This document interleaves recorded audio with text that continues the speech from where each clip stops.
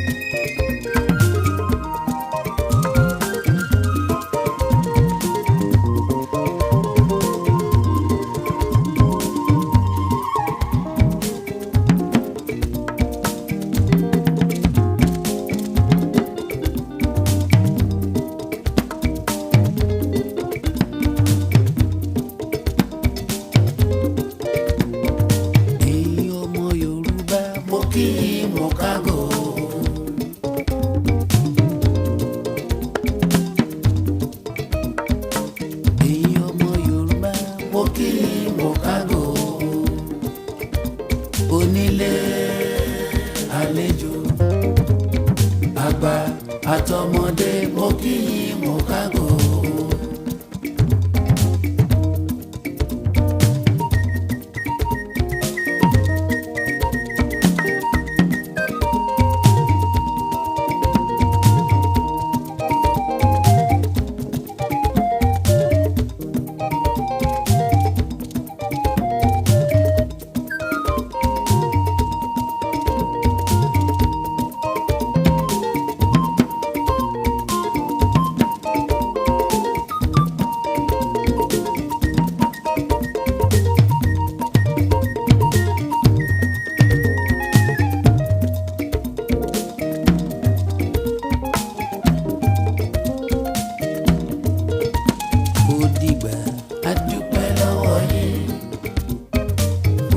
Ìbánigbọ́rọ̀ yìí ó ẹ kú rí kalẹ̀ ó tún dìbò mìíràn o. Ìpàdé wa yóò máa dùn yùngbà bí oyin.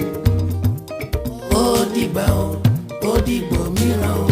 Ẹ̀yin ọmọ ìbílẹ̀ a kí yín ó dìgbà o.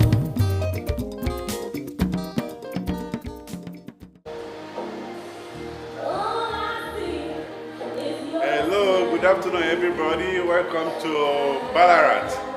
This is our first event for the year, Nigeria Yoruba Heritage and Cultural Association of Victoria. We are having our Ballarat getaway from stroke picnic today, the 30th of March 2018. Today is the Good Friday. Welcome. Today we will be having a lot of fun. We'll be having a picnic. We'll be mixing up with each other and enjoying the Good Friday. We're also going to take advantage of today by empowering each other to talk more about entrepreneurship. This is a area where we want to encourage and empower our members to look for more sort of income, to be creative, to look at how to better their life in this very good land of opportunity. Dr. Michael Akindeju will be talking to us about entrepreneurship, how we can get into business, how we can, make money. We're also going to be talking about healthy living, which will be presented to us by Mrs. Fumi Umidira. Mrs. Umidira will be talking to us a lot about how we can live healthily. And we'll also be having a panel of discussants of students. We have undergraduate students, master's students, as well as PhD students, and will be talking to us about how to get into the educational system in Australia, how you can come from home, how you can be supported while you are here, and how you can get into the labor market in Australia. So there's a lot to gain this afternoon. Come along. We also have a lot of gifts for our Yoruba language students this afternoon. People are already here. If you are still on your way, we are waiting for you. Please, come and join us. It's going to be fun. Thank you. So much. As you know, the Easter picnic, the family getaway is an annual program that we have within our organization, the Yoruba Yoruba Heritage and Cultural Organization of Victoria.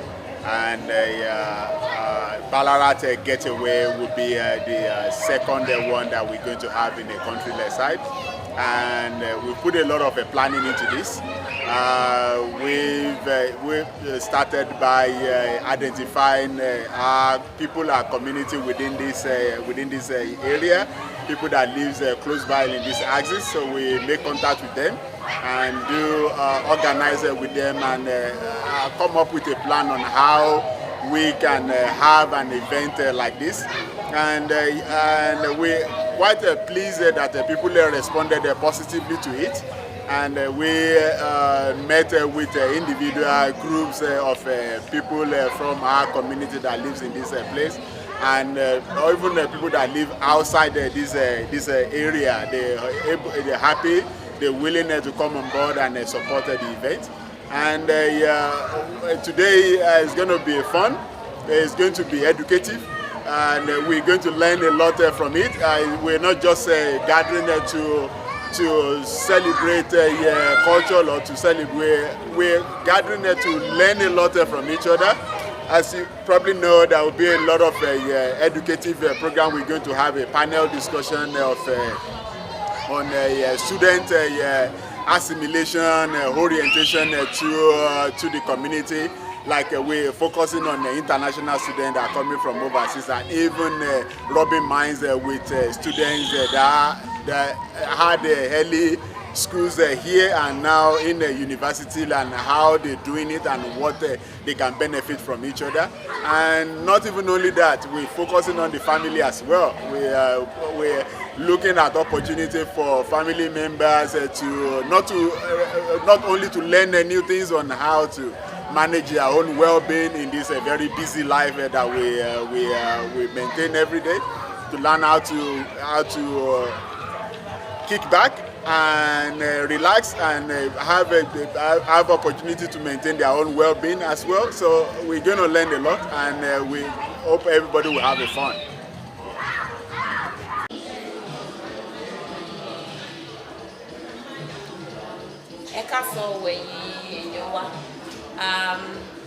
Inú wa dùn láti rí yín lónìí. Orúkọ tèmi ni Bọ́sẹ̀dé Adétifá, Ìyáàfin Adétifá. Èmi ni olùkọ́, ìkan lára àwọn olùkọ́ ẹ̀kọ́ Yorùbá. I'm one of the teachers. I basically coordinate the Yoruba language class in Australia, and we have series of events that is going on today. We are having Yoruba get together at Ballarat, and it's really interesting to see all our children coming around and playing Ayo. So we are teaching them our traditional Yoruba games, and also they've learned all sorts of poems in Yoruba. They've learned a lot of our culture and our cultural heritage, and this is what we want to imbibe in them. We have, at the end of the year, there will be a break for the year, which involve all the parents coming together, and children will be having zonal representation, where we have children from each zone presenting on our cultural activities. So for today, we are going to be giving children award for participation. We are going to look into some children who know how to pronounce the Yoruba language very well. We have all-rounder award. We have all sorts of awards today. We have little children that took part in that, basically just made the class enjoyable for us. So this is all what we normally do, and to get them involved. So how to join our activity or our class is always online via Zoom, and our number is 721-47-80962. So that is our ID number to join. Ẹ ṣé o, a dúpẹ́. Ó dàbọ̀.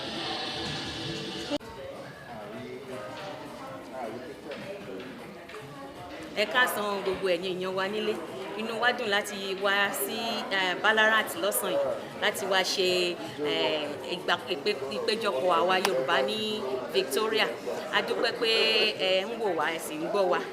ní ọ̀sán yìí a fẹ́ fi àsìkò yìí dúpẹ́ lọ́wọ́ Olúwa fún oore ọ̀fẹ́ láti wà níbí àti láti wá bá àwọn ènìyàn wa ṣeré ní ìlú Ballarat. Ní ṣeré nìkan la wá ṣe o, a tún fẹ́ fi àǹfààní yìí tún kọ́ ẹ̀kọ́ lọ́wọ́ àwọn èèyàn jàǹkànjàǹkàn, àwọn professor wa, àwọn lecturers wa. Wọ́n ti ní oríṣiríṣi nǹkan tí wọ́n pèsè fún wa. Èmi náà wà lára àwọn tí ó máa sọ̀rọ̀ lẹ́nu, and nínú nǹkan tí màá máa sọ, àǹfààní wà láti kọ́ oríṣiríṣi ẹ̀kọ́ nípa bí a ṣe lè mọ ọ̀nà tí a ó fi máa gbà fún ara wa ní ìtọ́jú kí a bá lè tọ́jú àwọn tó wà ládùúgbò wa àti àwọn tí Ọlọ́run fi sí ìtẹ́ wa.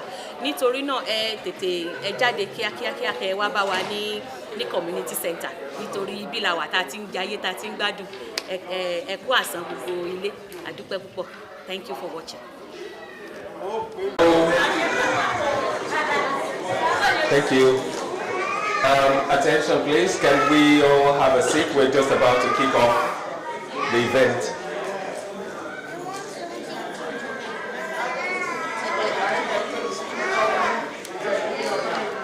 People sitting at the back, can you please join us here?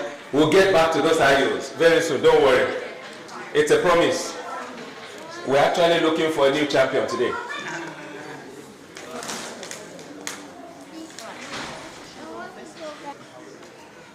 Okay, thank you everyone. I want to use this opportunity to welcome everyone to this special event, the Ballarat Getaway.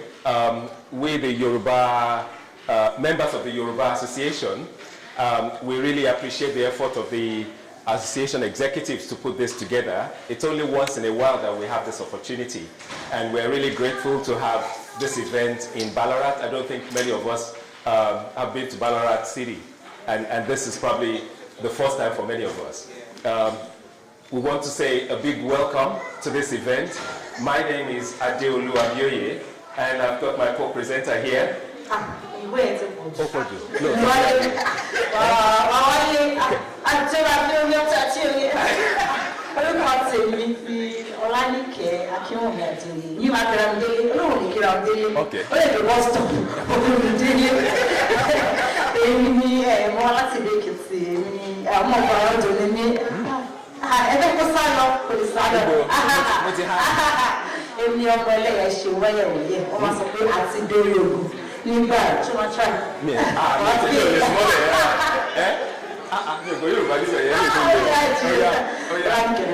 Yes.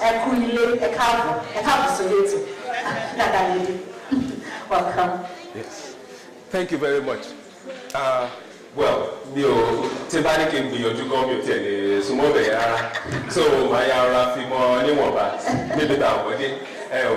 so catology no. No so Yoruba díẹ̀. Eléyìí tí mo lè sọ kó tó dé padà ẹ̀wé. Tẹ́ tó bá fẹ́ lọ sí toilet straight by ló wà. Tẹ́ bá dẹ̀ ti gbọ́ tí alarm bá ti dún pé emergency ẹ kọ́kọ́ dúró fún mi kí n jáde lọ. Ṣó ti yé yín? Ìgbà tá a kọ́kọ́ sọ̀rọ̀, when we were preparing and we were saying housekeeping, why you know I told him and said, this is the way. I said, and you already know. By the time you have to forget that we show you any opening you find, you will jump out. So, in case of fire, take any escape.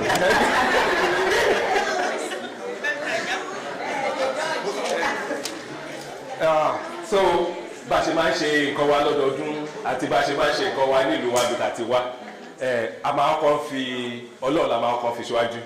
So lady, as usual, a máa fọlọ́run ṣíwájú náà. So aláwọn èèyàn méjì tá a fẹ́ pè wá kán fún wa ní àdúrà.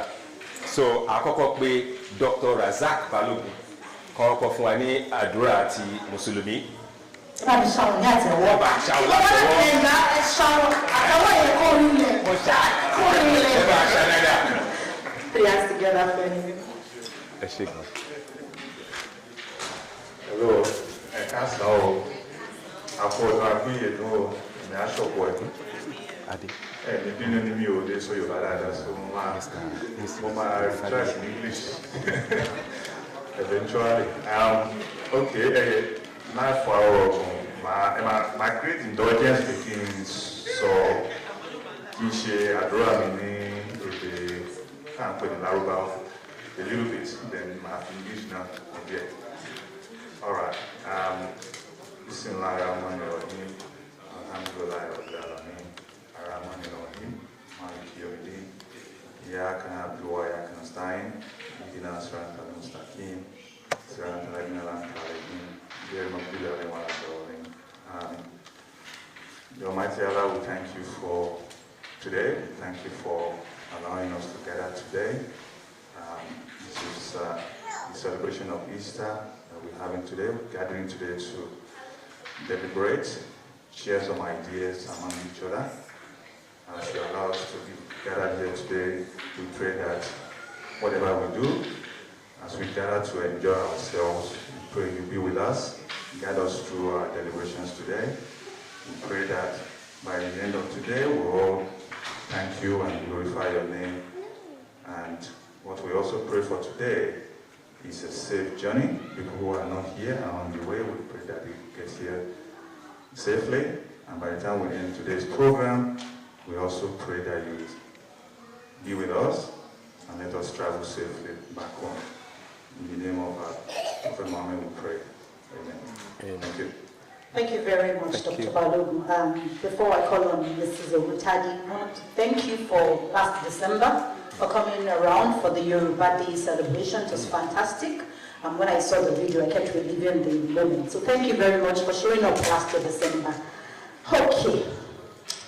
We'd like to have Mrs. Esther Owutadi for the prayers and the Christian meeting.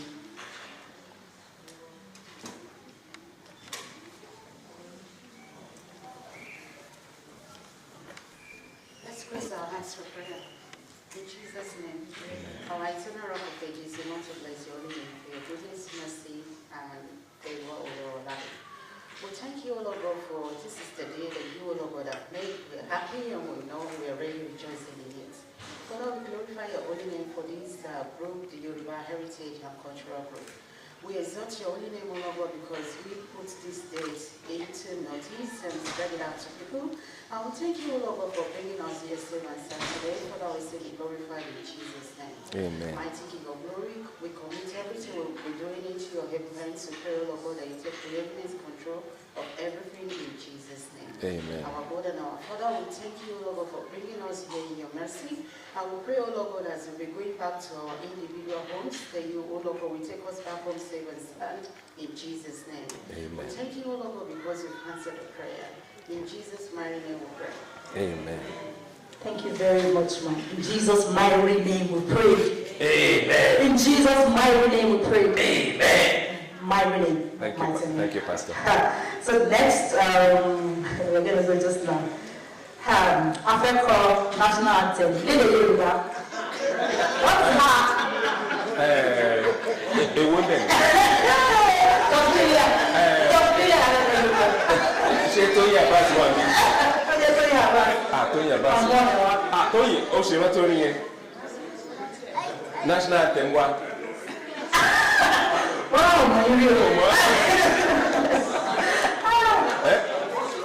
Nigeria, we hail the call. Èyí tẹ́ bá ti kó lè ti pẹ́. Okay.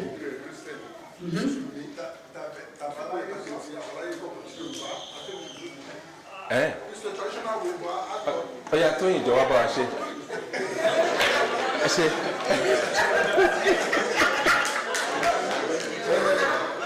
Adúpẹ́ fún ọlẹ́dẹ̀ wà nípa adé ìgbàlẹ̀ ìgbà yàtọ̀ àlàáfíà.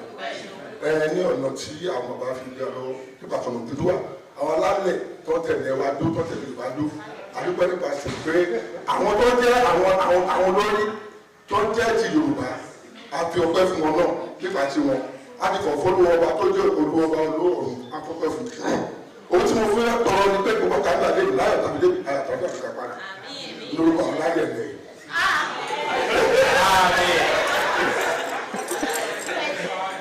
Okay. Ṣé ká ṣe answer? Ṣé ti yá?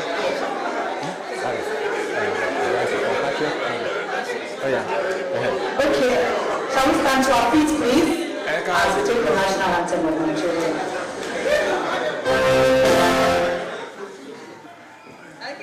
Okay.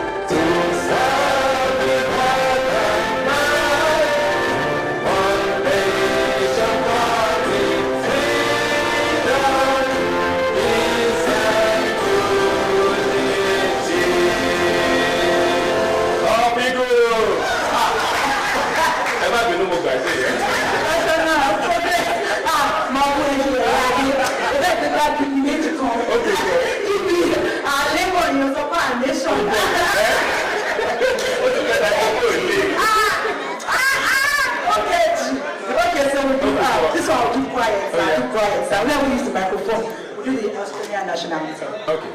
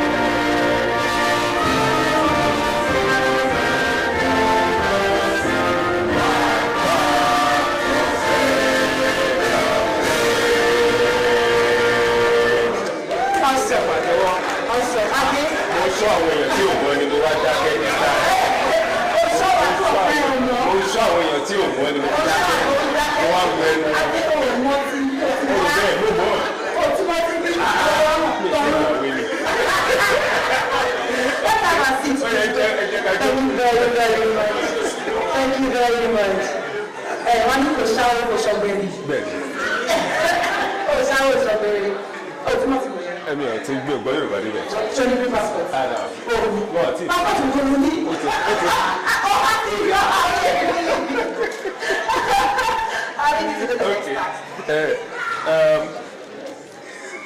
gẹ́gẹ́ bí a ṣe ń sọ lọ tẹ́lẹ̀tẹ́lẹ̀ tí Níkẹ́ ti sọ a dúpẹ́ lọ́wọ́ yín gan-an ni ẹ̀yin èèyàn wa fún gbàtà máa ń pè yín tẹ́ máa ń jẹ́ wa lọ́dọọdún láti wá support ẹgbẹ́ wa Yorùbá Association yìí àwọn executives wa wọ́n ń ṣiṣẹ́ ribiti gan-an ni a dẹ̀ fẹ́ wá pé ọ̀gágun wa President Mr. Adetifa kí wọ́n wá fún wa ní ọ̀rọ̀ kí ẹ bá wa pàtẹ́wọ́ fún wọn.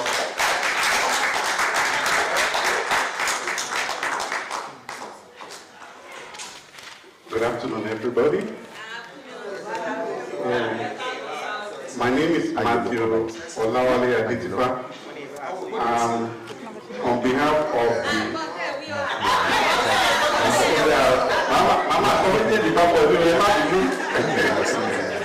ní orúkọ gbogbo àwa executive for Yoruba Heritage and Cultural Association kí yín káàbọ̀ sórí ètò wa lónìí. And we want to apologize for starting a bit late. This is in the African time, but I think we are still in it, we're hoping that we will get killed one day. Today is going to be about fun as well as educating and empowering ourselves. At Dubai, we have a very vibrant association which is inclusive of everybody. Ugowa, which is very good. And I'm very happy that Koseniti Akwi within the association in Equator. So it's now your turn to participate or do something for us, we're always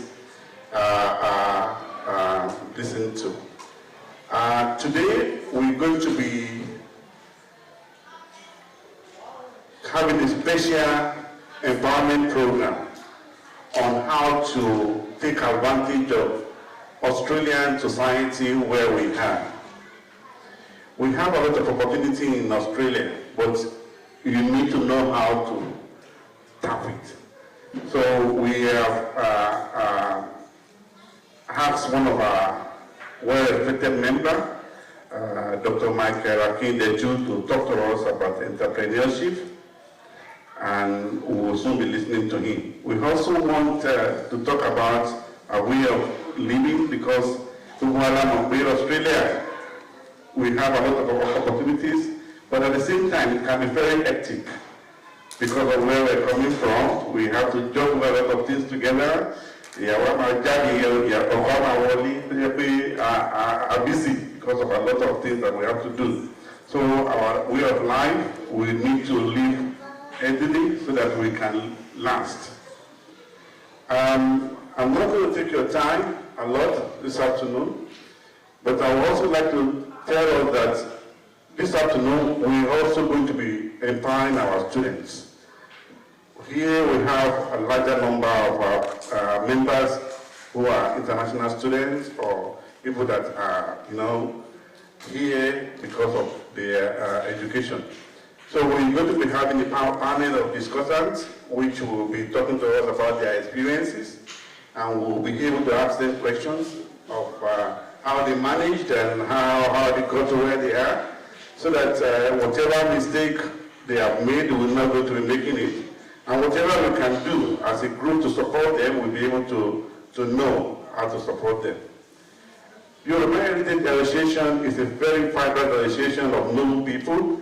We have our children that we want them to know that in Australia and Mekong, they are also Yorubas. So we have a Yoruba language class that has been on now for more than a year. We have been doing it online through webinar. Anybody can join from anywhere. All you need is your internet. So we'll also be listening to the coordinators, and they will give us an update, and we're going to be giving awards to all the children that have been participating. Please feel free to interact. Let's get to know each other, and let us see what we can take home today. On behalf of my executive again, I welcome us all. Thank you.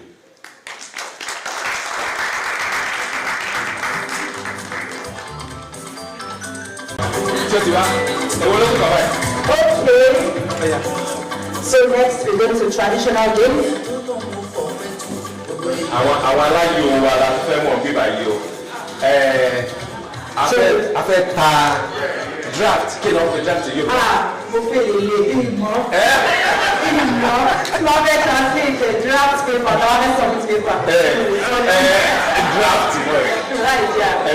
So àwa àwọn ògbóǹtarìgì méjì nínú ayò draft, àwọn tó bá dára wọn lójú ni o.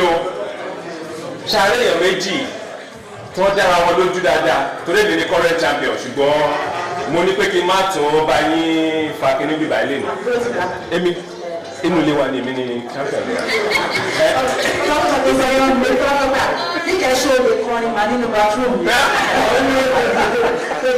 One and only champion. So Tóyìn ti volunteer, a ní draftman kan, a tún ní òkú kan, Afis, ó yá for draft nìyẹn, ó wá kó ayò. A fẹ́ àwọn ọkùnrin méjì, àbí àwọn èèyàn méjì.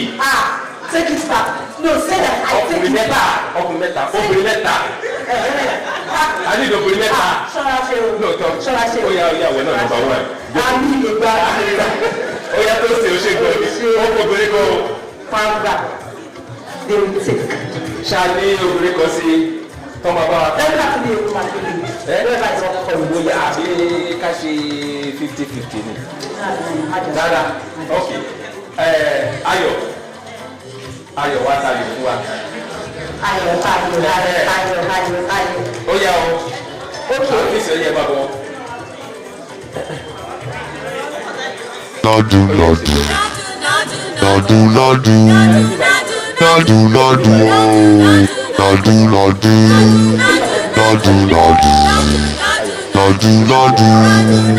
You better mind yourself, oh, mind yourself, oh boy.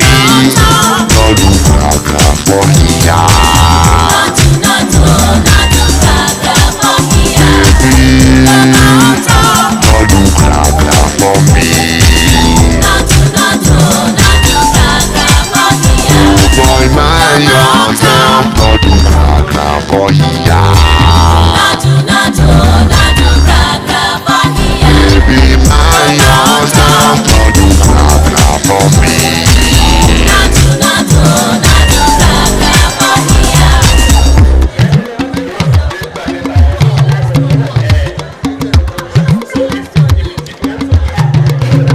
You dey fumble, I dey look, I don't talk. you dey shout, I dey speak, I don't talk. you dey spray, I dey look, I don't spray your mouth anyhow. I dey speak, I don't say anything. You dey yarn no I dey look, I don't talk. you dey demo, I dey speak, I don't say anything. like e kung fu. I dey look, I don't talk. You just dey mesca from anyhow. You dey jump up and down like a Yoruba. I dey try make I no vex, make me no fight gidigbo. But if you try me, I na vex your mama no go know you again. Boy, no do gaga for here. My friend, no do gaga for me. Oh boy, mind yourself, no do gaga for here.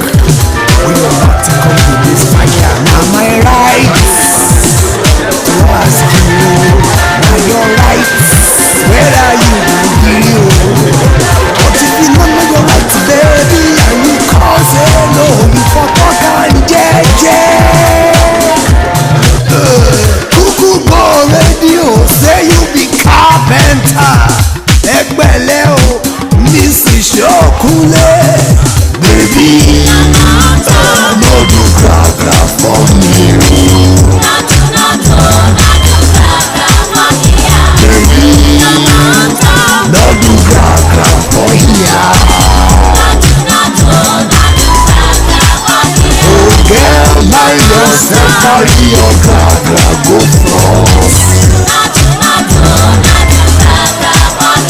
Baby, by yourself, no do gaga for me. Baby, ọtí kọjú yẹn lọ máa ṣe gaga sí mi.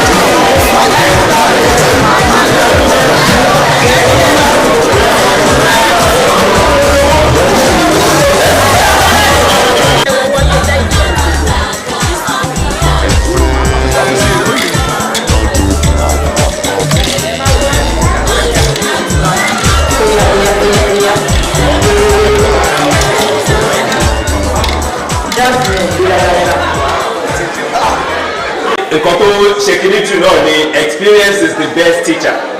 Àwọn tẹ̀ ti ní experience so a fẹ́ wá kọ́ ọgbọ́n kan àbí méjì látẹnu Dr. Kípẹ̀jù Akíndéjù ẹ̀jẹ̀ bá a ṣáwọn látẹ̀wọ́. Adúpẹ́. My apologies, I'm not very fluent in Yoruba, but I will make attempts to say a few things. If there's anything I want to say first is that I've titled this My Experience and My Lessons simply because I do know that if there's anything about Yorubas, the Westerners in Nigeria, we are very talented and we are very educated. And as such, we might already know a few of the things I am going to be saying here. In any case, they are my lessons and the way I have done things. You probably would not find them documented as literature items. Some of them will be, but these are the things that I have done and that have helped me so far.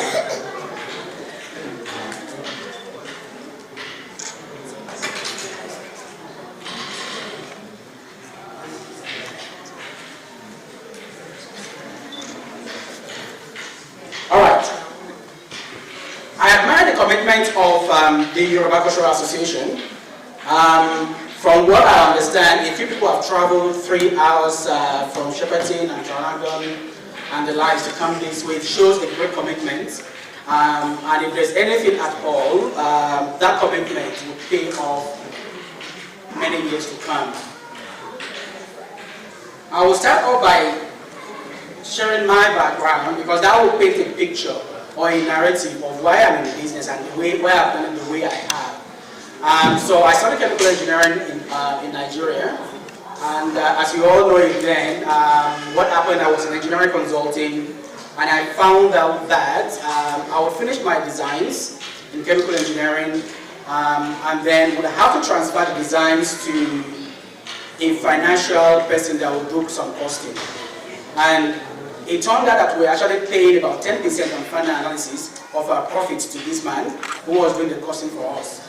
But as you would expect, my final year in chemical engineering, we had only one unit that dealt with costing, finance, only one unit before our class. So that determined or dictated largely how much of understanding of costing I knew.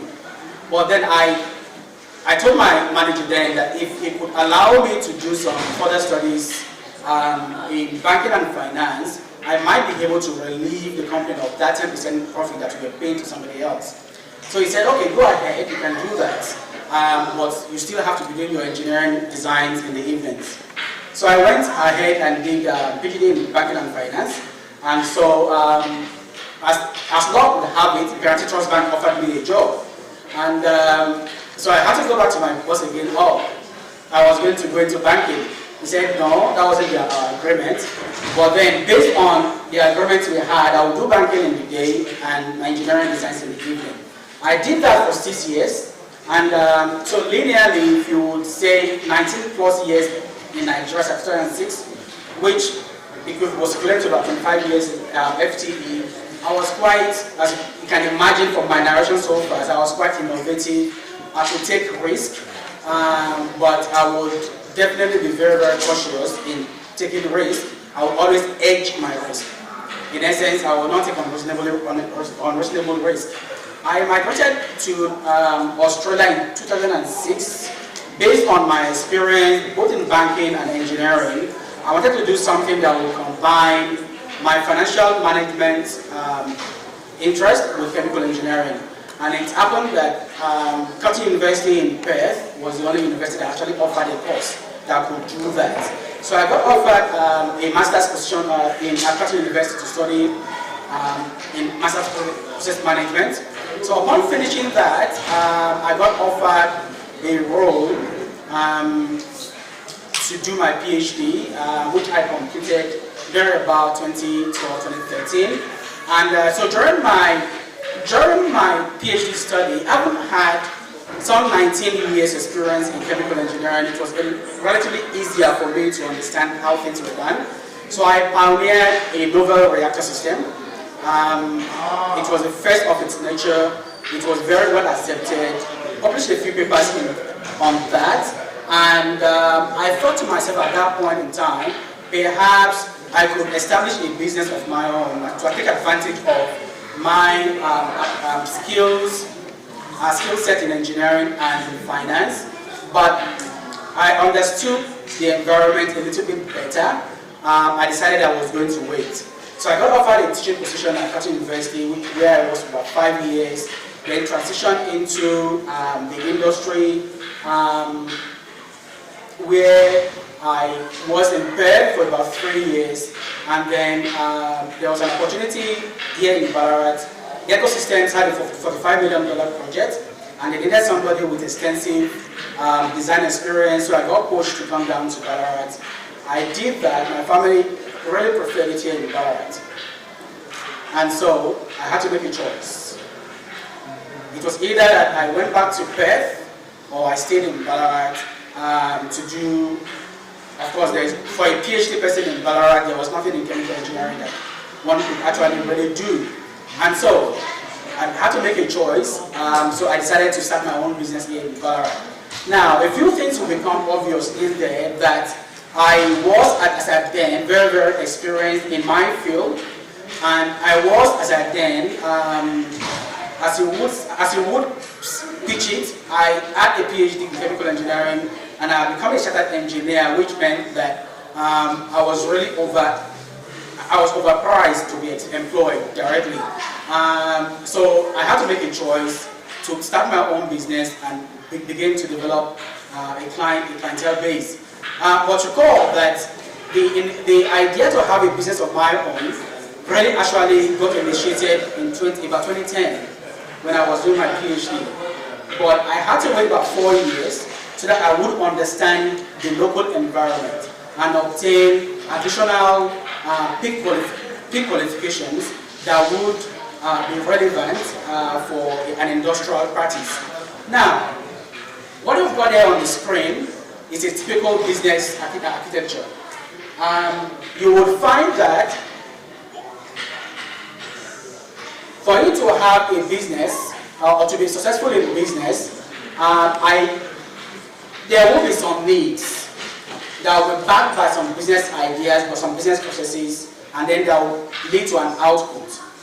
And that output will then probably generate some strategic outcome. Your strategic outcome are those things that you had on your mind at the time you started your business. Now, these two sides of the chart are quite different. If you started a business based on a need or on some need that you are seeing in the community, it's a little bit difficult to actually be successful. Even though there is a need, there is a need that you're trying to satisfy. If you don't match that with sustainable and adequate business process, you will find that in a few months you will actually, your ideas may run dry or you will run into walls and then you will not want to go ahead. The business environment is very, very harsh. On the other side, so on that side, you started with a need defined. Perhaps you find that there's no movies, Nigerian movies for our kids that can teach them our culture. So you decide to bring some things in. So that's a lot easier. But if you're on this side of the chart, where you've got a lot of skills, a lot of experience, like myself, where I found myself, I was a chartered engineer, not a PhD. So for local businesses in Ballarat to employ me was difficult.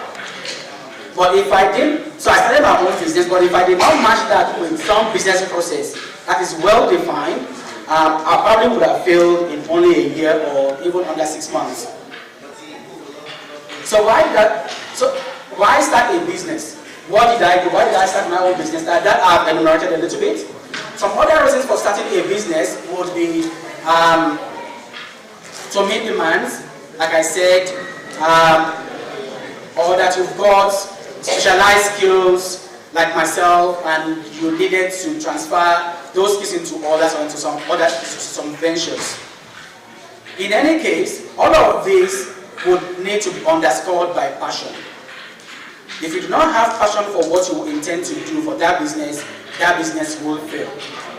The business environment is very, very harsh. I will narrate some stories, some personal experiences as I go along. If there wasn't a passion that underpinned what I intended to do, when I hit those walls, I would have stopped. It would have been just easier for me to go out there and get some other means of income. The business environment is not for the faint-hearted.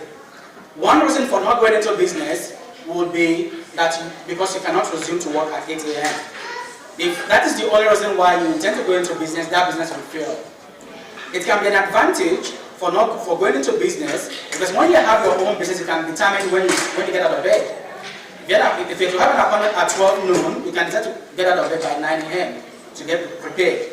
But if your reason for going into business was because you couldn't resume to another man's business at 8 a.m., that lack of value will transfer into your own business. Many entrepreneurs will tell you that they are up at 3 a.m. Many entrepreneurs will tell you that they hardly sleep until 10 p.m. Some will tell you that they don't sleep until 1 a.m. Many entrepreneurs will tell you that they don't get back into their homes at 11 p.m. When you hit those roadblocks, if there is no passion, if you don't have the value to support what you intend to do, your business will fail. Categorically, it will. And you will have yourself to blame at the end of the day. Some realities in Australia is that we're not short of ideas. We're not short of ideas. As a matter of fact, the ABS, between 2008 and 2017, established that there are about 29% businesses got started in those years. Of total business volume that we have in Australia, about 28% actually were new businesses. But how many of them failed in the first year? 33%. And 26.9% failed subsequently, which will tell you that about half the business volumes that got started every year actually fail by the end of the year. So we have a net exit of about 12.8% exit rate. And when we traced and analyzed those businesses that actually failed, there were some things that were very, very common. I'm going to mention a few of them by enumerating my own lessons and the way I did mine. It's not a business school that we are running, so I can only tell you my experience. Because at the end of today, we wouldn't have had a certificate in entrepreneurship. But if I can enumerate the way I've done mine, and I've been in business now for about 5.5 years, and what I've done, perhaps that would help us. According to the ABS, the reason most businesses fail is because they actually lack strategic direction. People went into businesses because they had a need, because there was something they felt they needed to do, and so they just jumped in without actually having a strategic direction, and that is the pillar of all businesses. So in my own case, I understood that except I had funds that I wanted to waste, or that I wanted to experiment with. The only idea that I could demonstrate benefits for would actually be successful. Those values could be benefits to my clients, could be some social dividends, could be that I'm actually helping somebody that make strong strategic input into their lives. I said that I had funds that I needed to waste. There was no way I was going to embark on a business or any venture that I could not actually tangibly demonstrate values for. We know of NP, present net values, and these are ways by which we can demonstrate that our business or a venture we want to go into may have some financial returns. I understood that there are several options to killing a cat. There are very many ways to, if money is the only target, there are many ways to earn money that are legal and that are sound, that will not kill you. Yes, I know some people work 12 to 12, 12 a.m. to 12 a.m. and they do that for a long time. And so I did my profitability analysis. I did a market analysis. I knew where the market was. I understood my clients. Who would my clients be? Who would I be selling to? I did an analysis of who was in the market, who was doing the same thing like I wanted to do before I actually started at all. And I understood the risk I said in what I needed to do. I understood that there will be times when I would need to travel, and I made adequate plans for them. I understood that there were times when I need to be on site. What would I need to do? I understood that I would need to employ people to help me out. How would I protect my employees? Other things I did, which were very, very fundamental really, was to ensure that I had legal protection. When I researched the business I wanted to go into, I researched the environment. What does the government say I should do if I need to start a business? The first thing really I needed to do was to register my business, to be ensured that I was compliant according to ASIC and I was compliant according to the ATO. There was no point starting a business that will be earning income from that I can't stand before authorities, that I can't stand before accountants, that I can't stand before ASIC. There was no point. I would have sold my name. I patented one of my core ideas. In this environment, the moment you start a business, if it is beginning to show prospects of success, bigger businesses would actually hunt you down. They will steal your ideas. So if you don't have a patent or a trademark or a copyright that protects what you're intending to do, be very, very sure that bigger businesses would steal your idea. And actually, that almost happened to me. I patented my idea, and even before I began to share the idea out there in the marketplace. And before I knew it, two other businesses wanted to steal my idea. They invited me to meetings and to come and discuss my ideas with them in the name of collaboration. So what I did was, I sent them my NDA, which was my non-disclosure agreement. I sent that to them to sign before I would come to speak with them. One of them actually declined the meeting eventually. No, don't worry, we'll find some other ways of progressing what we wanted to do. I later heard from Federation University that the man that I was going to speak with was actually intending, actually had started a line of products that was similar to mine. So if I didn't have a non-disclosure agreement, he probably would have stolen my idea, and that would have been the end of a small business like mine. The bigger business, the biggest business of the two guys wrote to me and said, "We know you have patents on your products, so we promise you that we're not going to breach your rights, but that we are developing something laterally that will not be similar to yours at all." I said, okay, fine. So I kept an eye out. So another thing I did was to get better training on safety. Excuse me. Yes, that was one of the reasons why I stayed in Ballarat.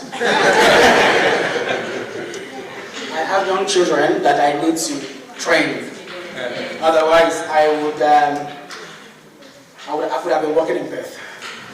All right. So one other thing I did was to get better training on personal safety.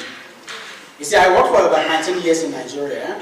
The way we did things in Africa was different from the way things are done here. If I needed to change that bulb, I could just get some chairs, stack them up, and get up there and change that bulb, which within 5 minutes I would be done. But if I was to tell somebody to do that, and if there was a fall, we all know what safety. So I needed to get better training in that. So I got better trainings, and I wrote up a personal safety indemnity agreement that whoever I was going to employ would actually read through those, would understand, and would sign them off. Because the last thing I wanted to have would be a claim from one of my employees that even the money I have no hand, I would have to be paying, and then that would have been the end of my business.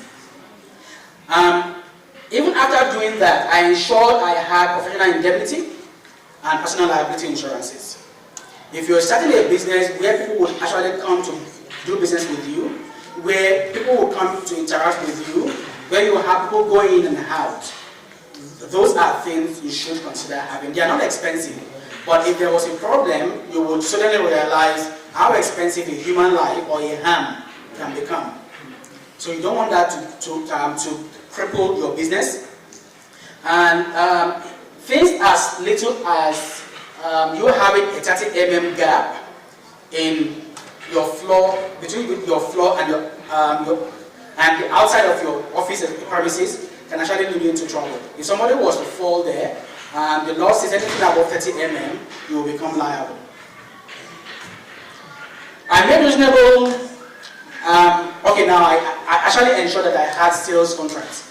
I've had instances where I've had projects, and then midway down the line, the client suddenly realizes, oh, if we actually do this project the way we have conceptualized it, we probably will not be able to make a lot of money, so they want to terminate it. So if you don't have sales contracts, you will be, whatever you have invested, you will lose it.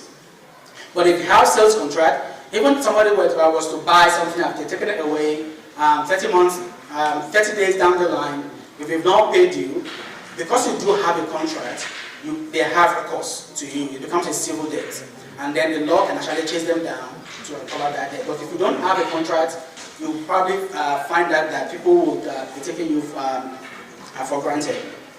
The next thing I tried to do was to understand the business arena with a view to what are the things that government actually give, or the incentives that government actually give, or programs that government encourages, give to encourage small new startups. And I did my best to utilize those opportunities. There's a research grant incentive that the government gives at the end of the year. Because I'm a chemical engineer, I do researches. I ensure that I document everything I do, so that at the end of the year, when I do my tax returns, I can have some claims back. The government may give you vouchers to get trainings on how to document things, on how to write a proposal, on how to write a business plan, on how to develop your website. They won't give you the cash, but those programs are there to help you establish and buttress your business growth. Take advantage of them, and you will be surprised how much they actually add up to at the end of the financial year. If you were to pay out of your purse to do those things and get something that is standard, you may be talking about 2,000 in a year or 3,000 in a year. But the government actually give you vouchers, incentivize those things for you to actually be able to get them for free. Next was that I designed a business process that will support what I intended to do. For some, if you are selling materials, you would necessarily need to develop a business process. When do you order your materials? How do you know what to order? How many days would those materials actually be on the ship before they arrive in Australia? Who do you need to sell to? How do you need to distribute your wares? All those things, if they are not documented as a business process, what you will find is you will be responding to needs ad hoc. And once you respond to needs ad hoc, the tendency is there that you actually respond to needs that will kill your business. Another thing that helps you to do is that you differentiate between your profit and your capital. Most businesses die because they eat into their capital. And my dad would be a good example of that. My dad was a very hardworking person. He was an engineering manager. He wanted to start a business on the side, but he never understood the difference between profit and capital. And soon enough, before we realized that business died. So based on that, I told myself it was something I needed to ensure that I don't repeat. I understood the differences between my profit and my capital. And as a matter of fact, if I was going to expand my business, I understood that I needed to put something apart from my profit to actually develop and grow the business further. One other thing I did was to start small. I did not all of a sudden go into Melbourne to hire an office, to hire a receptionist, to put cars on the road. I started small. I actually started with an home office, got a virtual office in Melbourne for the image, and then from there built from the ground up. One thing, and I was not aggressive in developing and growing that business, because if I was too aggressive, I would expand too much than my capital can actually cope for. We know the history of Masters, the homeware shop that was trying to compete with Bunnings. They grew aggressively, and what happened eventually was they actually had to shut down because their working capital could not cope with the rate that they were expanding. I developed a budget, and now this is very, very important. If you don't have a budget, you will spend virtually everything. So I developed a budget. I cost everything that was going into my business. Even my own wages, I had to cost at the nominal rate. I was using my home as an office. I actually put a cost there as rent. A few people supported me by volunteering their time to do a few things for me. When I started, I needed somebody to be reviewing my designs. I actually put a cost for those people that were doing reviewing my design. Why did I do that? Because if I didn't do that, I would not know how to price my products. If I didn't have a good understanding of what my total cost was going to be, I would be underquoting my products. So because I did that, it was a lot easier for me. I just did a markup, and that became my revenue base. And I made provisions for my livelihood in my business. Even when I started, I didn't have any earnings, but the values were there. And if I was to be earning at X rate, then that would have been able to support me. And I also ensured that I had some other form of income. so that I was not putting too much pressure on the earnings I was getting from my business.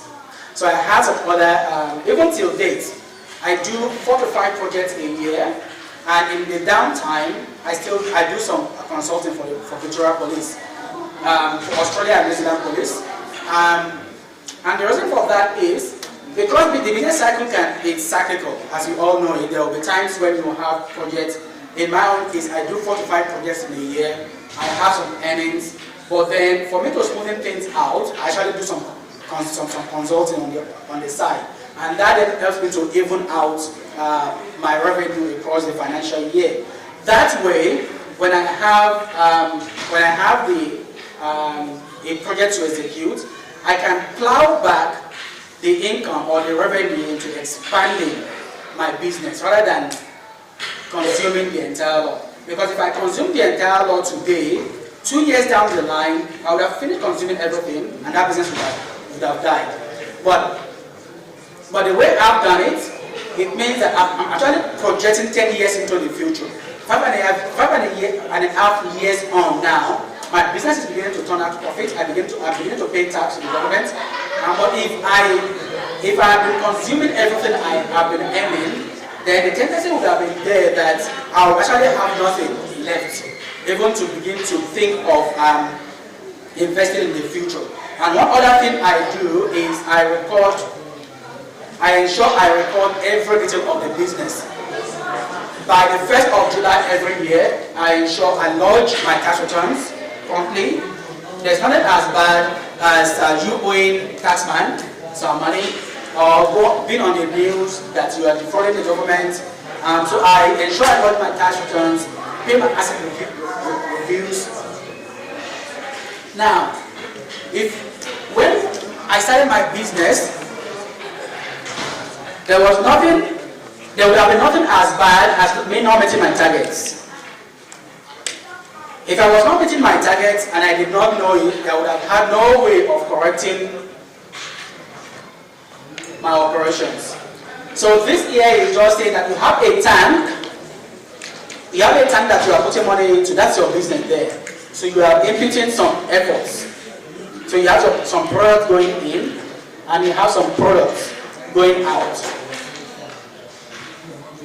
The best analogy for this is revenue. So you have a revenue base. If you are spending too much than you are putting in, that is coming in, this level here will begin to decline. And before you know it, that pump will run dry, that pump will get spoiled, that tank will fail, and then that business will actually run dry. So you do need some mechanism to control, to track what you are doing, and if you are not tracking well to set points, what you stated in your business plan, then you do need to make some amends to begin to track back to set point. So in essence, you need to, every transaction that goes in and out of your business, you need a good record for them. You need a bookkeeper that can record those ones. I'm very only fortunate that I have some banking and finance experience as well, so I keep record of everything. And the reason I'm keeping all of this, but I want to do a budget analysis. I want to be able to compare my actuals versus my budget. And I want to understand why the differences are there. So I want to present those information in tangible pattern, style, in a way that's understandable. Your volumes, your usage, your price, your spending, things that will actually make good sense. It is pointless, for instance, classifying your records in how many hours I went to the petrol station. It is good information really, but is it useful for your business? Because you might decide to actually buy twice the volume petrol in your car. So what will be of value is how much you're actually spending on petrol and where are you actually traveling to. Are you traveling for business deals or you are traveling for social functions? In terms of your business really, your business deals should be taking more of your petrol usage as opposed to your social functions. So you want to record and track your spendings such that you can make necessary steps to correct deviations. Always remember, also, there's time value of money. Don't pay, because you have something in your budget that you have said you will spend 5,000 on adverts, does not mean you should spend that money if it isn't necessary. If your business is doing well, and you don't actually need to spend 5,000 on advertorials, then don't spend that money until it becomes required. If you did it, then you would have wasted your money. How is your organization running in terms of business practice, in terms of ethics? You need to evaluate that and compare to standard. I'm a chemical engineer. I'm running a chemical engineering consultancy firm. I need to compare my performances really with a standard or a benchmark. And industries do publish that. So if you're not comparing very well to your competitors, then you want to begin to think there's something different that you're doing that's probably causing you not to perform very well. If there are no competitions of such, then do some benchmarking. How did you actually plan to have performed? There must have been some assumptions you made when you were conceptualizing that plan. Go back into your assumptions and see if any of them are still relevant. If something is no longer relevant, then you need to tweak or change your plan to be more realistic. What feedbacks do you get from your clients? If you treat feedbacks like assets, that will go a long way to help you. Rather than treat feedbacks like antagonizing comments, if you treat your feedbacks as assets, then you automatically have a way of improving your business practice such that the next time you are dealing with that client, they are actually happier. And if I have done some work for you, if I do come to you and ask you, can you give me some feedback on the way I've done business with you? And if I'm open to receiving that comment, you are more likely to give me your next job. And by taking your feedback on board, you are more likely to tell your colleagues that, no, hey, I know a guy who is a professional who actually treats you with respect, who will take your feedback on board. Now, the next question you need to ask yourself is, would you do that business again?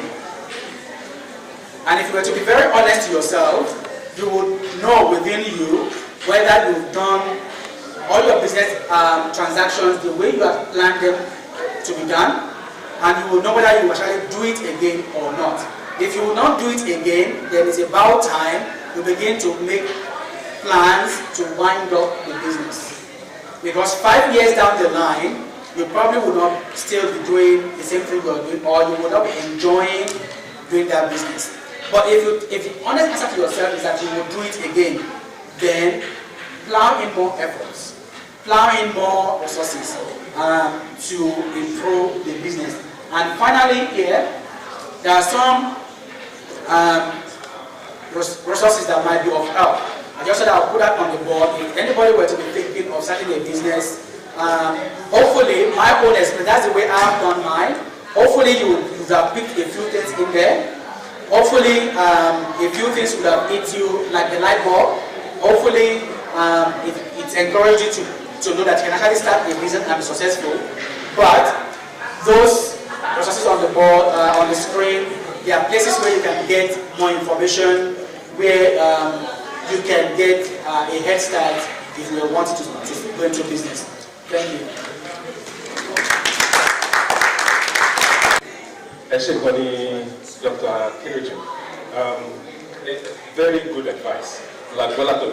Kireju, mo mọ̀ pé lára àwọn àtàwọn àbí náà àti dá business lẹ̀ àwọn lára àwọn náà dẹ̀ wà tó dẹ̀ jẹ́ pé ó wà nínú wa láti gbà àwọn olú àti dá business lẹ̀. So gbogbo àwọn advice kan ti fún wa lẹ́nu àmọ́ bóyá àwọn ẹ̀yà lára àwọn àtàjókòó bí a ní question kan tàbí méjì tá a fẹ́ béèrè lọ́wọ́ Dr. Kireju nípa business àti béèyàn náà ṣe lè dá business sílẹ̀. Okay. presentation. I've got just 2 questions. The first is that you said don't grow too aggressively. If you're going to start a business, how much would you, like percentage-wise, put into marketing in the first year, or would you, yeah, so that's the first one. Like how aggressive would you market it in the first year? And 2, you also said know the difference between capital and profit. Can you please expand on that? Thank you. Alright, so the first question there, so how much or how aggressive do you do with marketing? Percentage-wise. Percentage-wise. Generally, this is the general comment, people put about 12% of their capital into marketing. So the other 88% will be on infrastructure and the salaries and the likes. But generally, when you analyze most businesses, about 12% of your time, of your revenue and resources will go into marketing. And the reason is you want to reach as many as possible. And then these days, really, when you have the digital media, it's a lot easier to spend less on marketing. But you want to be sure that you have that visibility, and it's product-wise, something that people can identify with. The difference between capital and profits, if I had a marker, it would have been a lot easier. But generally, let me put it this way: everything you own, everything that a person or a business owns, there are only 2 ways you could have funded it. So everything you own, the totality of everything a business owns, can be funded in 2 ways. Either from the money you have saved, or from the money you borrow from the bank. So they call it your assets equal total your liability and equity. So your liability is everything what you have borrowed, and your equity is what you have put into the business, right? Okay. So at the end of so your equity really is your capital. So your liability you will pay back, which is your salaries and the likes, your expenses. Now at the end of the financial year, when you balance your books, you will find your surplus, which is your profit. Of course, as a lady, I don't need to explain that much to you, but anyway. So now, if you're going to spend anything, if you want your business to grow, you only spend out of the excess after you have paid all your liabilities. So that will be your profit. But a wise businessman or businesswoman will naturally spend the totality of the profits. So there's something called retained earnings. You want to put that back into your business. So you then say you will spend maybe 5% of your profits. And that is after you have paid yourself. So your profit is after you have paid all salaries, including your own wages and all wages of employees. If you're working from home, you've paid your rent, and it's a portion of your rent, which is 25% according to ATO rules. You are allowed to charge 25% of your rent to the business. You've paid all your utilities, your internet, your adverts, your car. If you have a car that you use to run the business, you pay all of those. So after paying all expenses and interest, so whatever is left is your profit. Ideally, you don't even want to spend the entire lot. You want to put something back into the business to grow the business.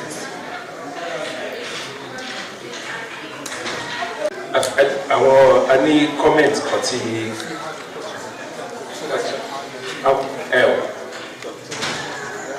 Thank you so much for the presentation.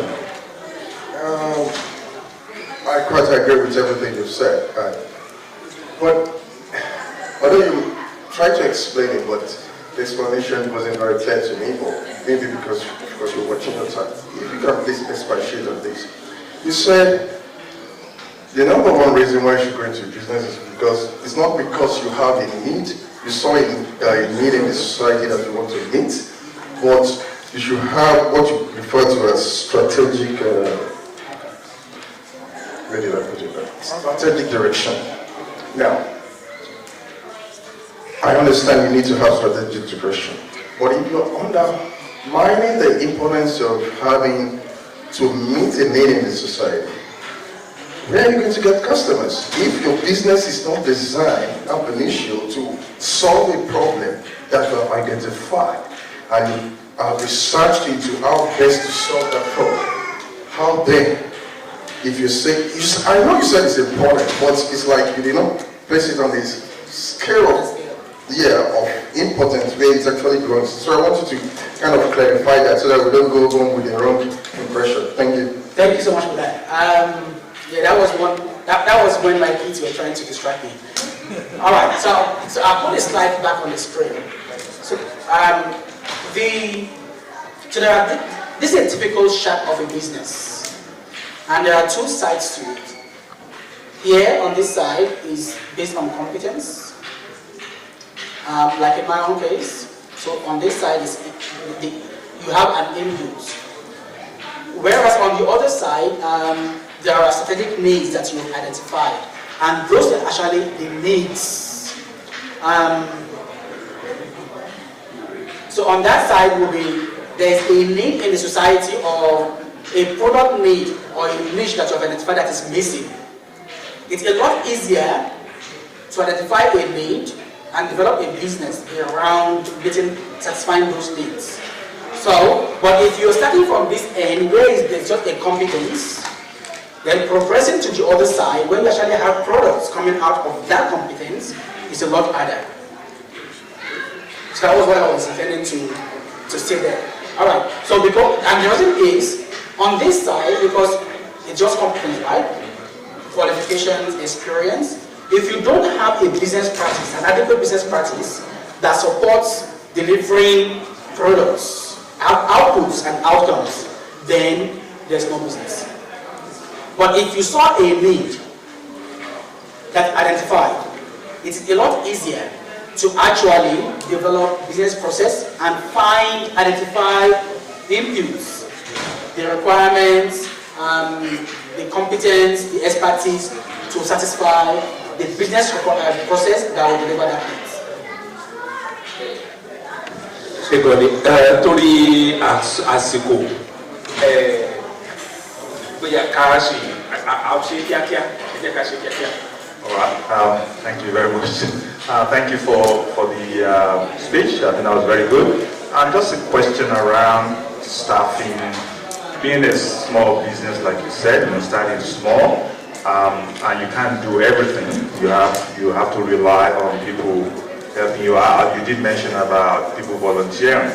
I think it's a good practice, costing those volunteering, but you're not going to get that every time. So my question to you, how do you manage your staff in terms of being a small business, you're trying to be conscious of cost, and at the same time you want to deliver. So you need to have adequate hands on the ground to help you out, but also you're trying to manage your costing and also everything that goes with it, in terms of culture and all sort of things like that. So when I started my business, the very first project I handled happened to be for Gecko Systems, and that was the company that hired me from Perth. So I had a guy, a younger engineer volunteer to read through my report. And so with that, with the diligence he put into it, I saw that it was a good potential. So my next project, I called on him again, and then we had an arrangement that I will put him on retainership. So when I have projects to execute, I will call on him to see if he had the time. In most cases, most of the things I do are designs. There are things you can do at a computer. You will go to sites, maybe after time, or then it will have to be when he was available. So at the moment I've got 3 staff members, 2 are on retainership, 1 on part-time arrangement. Retainership because it's a lot easier to just call on those resources when I need them. Like I said, I only execute about 4 to 5 projects in a year currently. I'm hoping that will grow and then I can have full-time staffers. So that's how I manage staffing needs, and as well, so I only got to pay them when they execute projects for me. Okay, last question from Mr. Adino. Thank you very much, Dr. Akide, for that wonderful presentation. My understanding is when you start a business, you are selling your idea to the society. It must have been a very big idea that you've been nursing for a long time, and you believe it's sustainable. So my question is, how do you ensure that that business doesn't die after you? So it's not like Okeke and Sons business. When Okeke dies, the business dies. So how do you ensure that that business lives after you? That's very good. That's very good. The business company incorporation company act Australia actually requires you to have a going concern built into your business.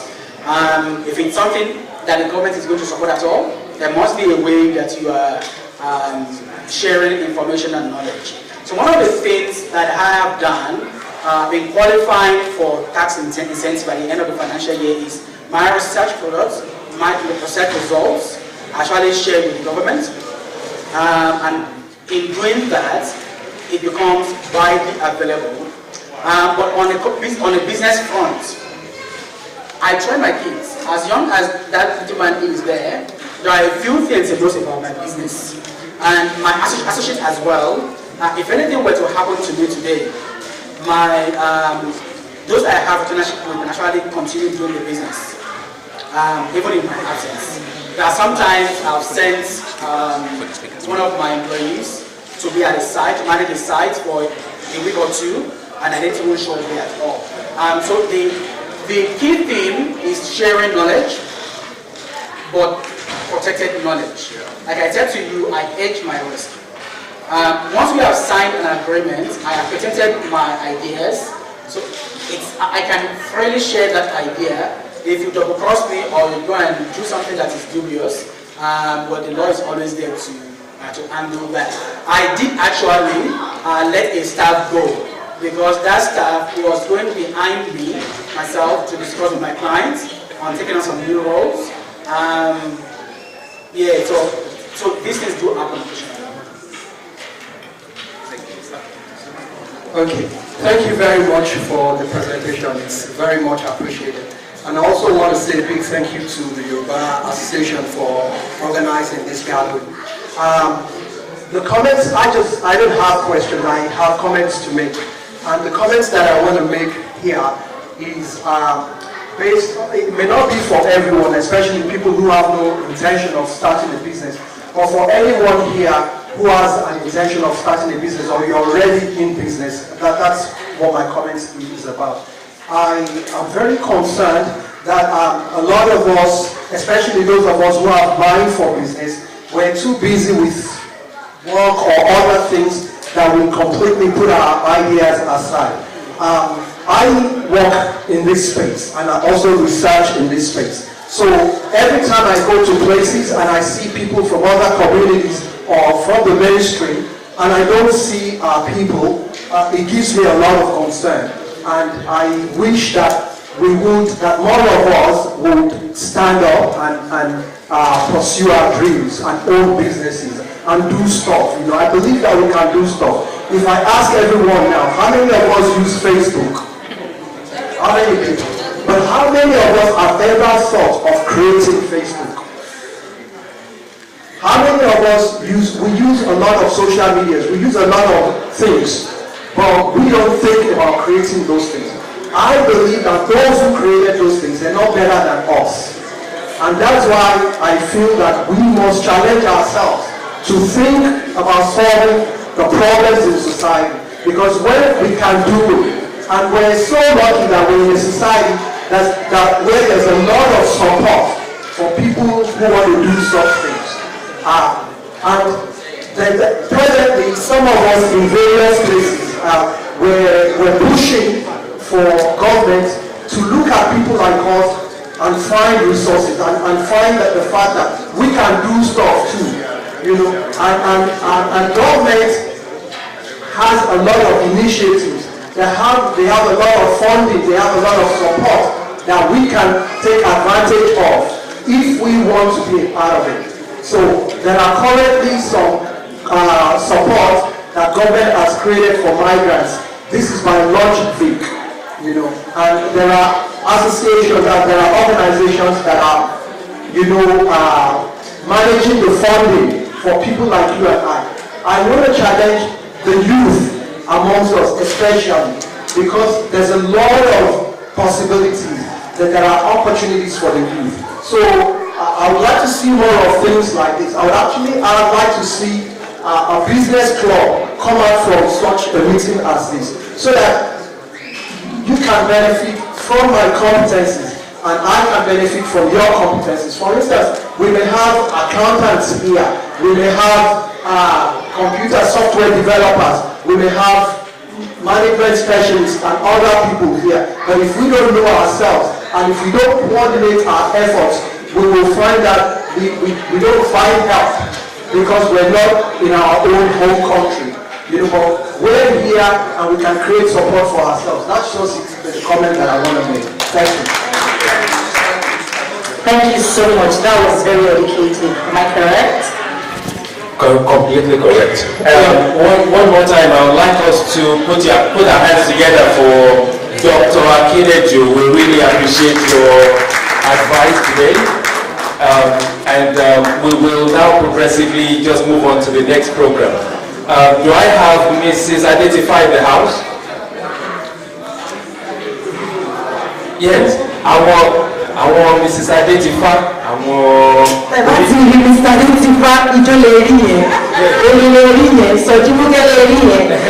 just before we receive her and her team, I'd like to do this site reiterated of the housekeeping that we have toilets towards this end, so if you go straight down, we have the convenience towards that end. Okay.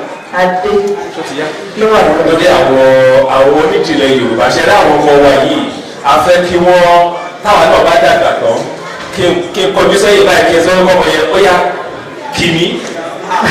Àdé ẹgbẹ́ kọ̀ọ̀mọ́ kí ẹ̀gbọ́n tó lè kí ara rẹ̀ ẹni tí ò lè kí rẹ̀. Àwọn mi sáré ti wá nọ́mbà ṣiṣẹ́ pépé nínú nọ́mbà ilé ti bá yóò yá débọ́lá yá kì mí kẹ́kì ń gbọ́. While we have to identify, this is Fully of Victoria Russia. Please get set for our presentation.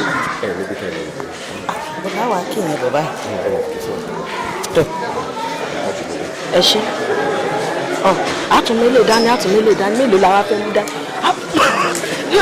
Ẹ má bínú o, kàyéfì ló jẹ́ pé mo gbọ́dọ̀ gbérin méjì sọ́wọ́ lẹ́ẹ̀kan náà, ẹ má bínú. Kí mọ́ ló lè yàgò ṣe ń junú. Eléyìí ni ẹ gbọ́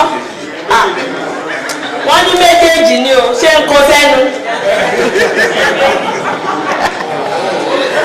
Ẹ kúrò lẹ́hìn ẹ̀yin òbí wa gbogbo, a kí yín àjúbà fún ẹ̀yin tí àgbà tọ́ sí. Àdúrà wa ni pé àwa náà dàgbà o. A kí gbogbo ẹ̀yin òbí fún ìtọ́jú gbogbo àwa ọmọ. Ẹ̀bùn ni àwa ọmọ jẹ́ fún yín. A ò ní ṣánkú mọ́ yín lójú o. A ti bẹ̀rẹ̀ Yoruba language class. Òun ta sílẹ̀ báyìí. A ní àwọn ọ̀jọ̀gbọ́n lóríṣiríṣi tí wọ́n ń kọ́ wa ní ẹ̀kọ́. A sì fẹ́ fi àkókò yìí dúpẹ́ lọ́wọ́ gbogbo ẹ̀yin òbí tẹ́ jọ̀wọ́ àwọn ọmọ yín láti wá sórí afẹ́fẹ́ láti darapọ̀ mọ́ wa láti ṣe ẹ̀kọ́ Yorùbá. We appreciate all the parents for the opportunity given to us children to be part of this Yoruba language class. We have seen a lot of parents supporting us, making their children available despite the busy schedule that you have. We appreciate you.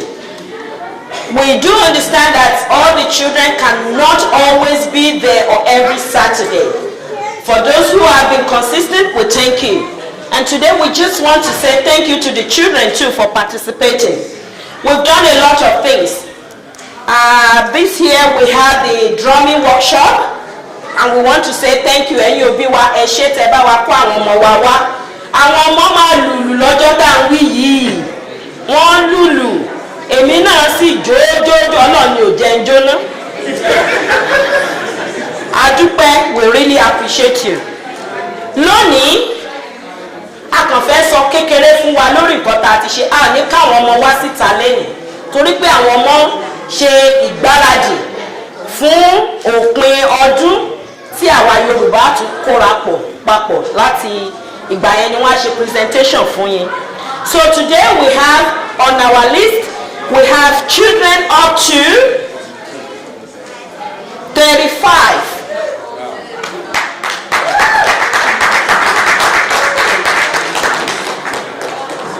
Ní ọjọ́ àbámẹ́ta tá a bá pàdé kò túmọ̀ sí pé gbogbo àwọn 35 náà máa ń wá kíláàsì, ṣùgbọ́n àwọn 35 yẹn ni wọ́n rẹ́gísítà pẹ̀lú wa tí wọ́n jẹ́ akẹ́kọ̀ọ́. So a ní pé orúkọ gbogbo wọn, ṣùgbọ́n àwọn díẹ̀ nínú wọn a máa pè wọ́n á sì fún wọn ní certificate. Ẹ ṣé mo ní àwọn olùrànlọ́wọ́. A ó sì fi àkókò yìí pé àwọn bàbá wa president association kí wọ́n wá sí iwájú láti fún àwọn ọmọ wa ní ẹ̀bùn. Gbogbo àwọn ọmọ kan ló wà níbí lẹ́yìn, wọ́n ti sọ fún wa. Some of them told us they would not be able to come, but we just want to appreciate them. And I will just say a little bit about them within the short period we've been together. We've learned so much from these children. So, on our list, if you are there, please come forward. If the child is not there, if the parents are here, please come forward. Nínú Yorùbá kíláàsì wa, a ní àti kọ́ oríṣiríṣi nǹkan nípa àṣà wa. Lára ohun tí a kọ́ òun ni ìwà híhù. So a sì kọ́ nípa ìfarawé, a kọ́ nípa ewúrẹ́, a kọ́ nípa ènìyàn, a kọ́ nípa ìyá àti bàbá. We learn a lot about the importance of certain things, and we also learn about the culture of comparing things. In Yoruba culture, we compare things with everything and nothing. So you will see a mom, if you are doing well, or dad will say, that is my child, that was what I was like. And you will see sometimes if you are very naughty, like a goat, they make that comparison. So you don't want to be like a goat. So definitely we have to teach our children so that they know it is the culture, you don't misbehave out there. So lára àwọn kan tá a ti kọ́ nìyẹn. A ti kọ́ nípa adìyẹ, a kọ́ ewì nípa adìyẹ, a kọ́ àròfọ̀ nípa oríṣiríṣi ẹranko.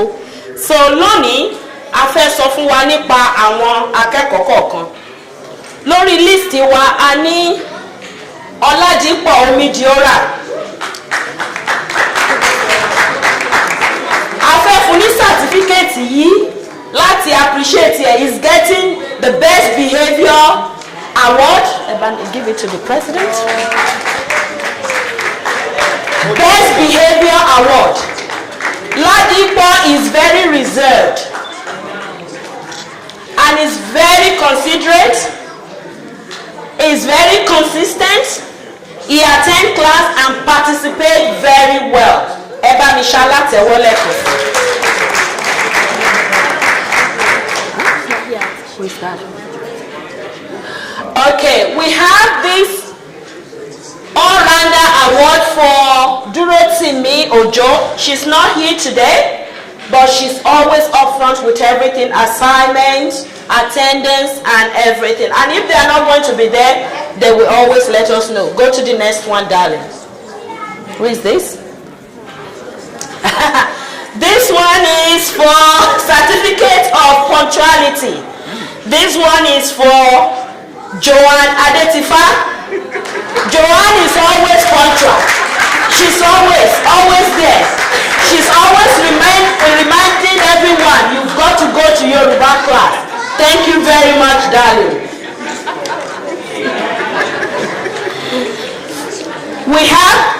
Aisha Balogun Improvement Award. She has improved a lot. Aisha Balogun. Aisha, one thing we know about her, she loves competition. Once you say there is going to be competition, she's battle ready. Okay. So she has been busy with other competitions, but she has been really good. So we really appreciate you, darling. That's all right. Another person here is absent is for Abdulalim Anafi. Abdulalim is a very young boy, very happy, charming, willing to take part, and always finish his assignments. There's no assignment you give to him, he will always do it. And if he's not able to come, he will let us know. Who is next? This is Aisha Anafi as well, has got certificate of outstanding effort. Anafi, there was an assignment about Adiyemi Eyitimora, lọ́sàn ọjọ́ kan ó ti jẹ lọ èmi kò mọ̀ pé, and so on and so forth. We gave that assignment to them. She was the first person to read everything. So that was outstanding. The next one is, when you talk about Yoruba pronunciation, we have a lady who is part of the Yoruba class who has the best Yoruba pronunciation skill. Ayomide Adetifa. Joy Adetifa. All right. You need to come this way now. All right, the next one. And that goes with Joy. Is it? No, regular. Oh, okay. Okay. All right.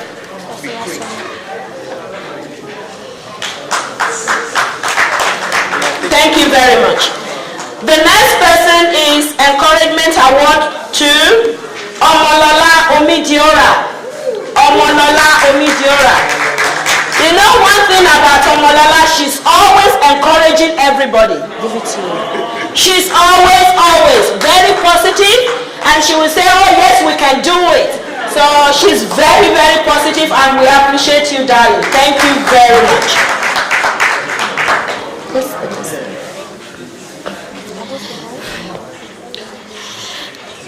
Now we have certificate of participation for Ayomide Ayoride. Ayomide Ayoride is very knowledgeable, very active in the class, is always asking questions. And you know what? Something very special about him is that I know that he's very intelligent because he has a lot of questions. If it's not clear, he has, and he gain more understanding. Thank you very much. Certificate of participation for Benjamin Adetifa. Benjamin Adetifa, very reserved as well. It doesn't say much, but when you ask him direct question, he will answer. So that is him. Benjamin Adetifa. The next one, Olumide Alaba is not here today. That's certificate of participation. Adewale Adeoye, certificate of active participation. Adewale Adeoye, active participation in drumming workshop. So, bá ìlú náà lọ́jọ́ náà lọ́hùn. Ṣe ìlú náà dáadáa. Participation. It's coming. It's coming. All right, I'm going to see the next one.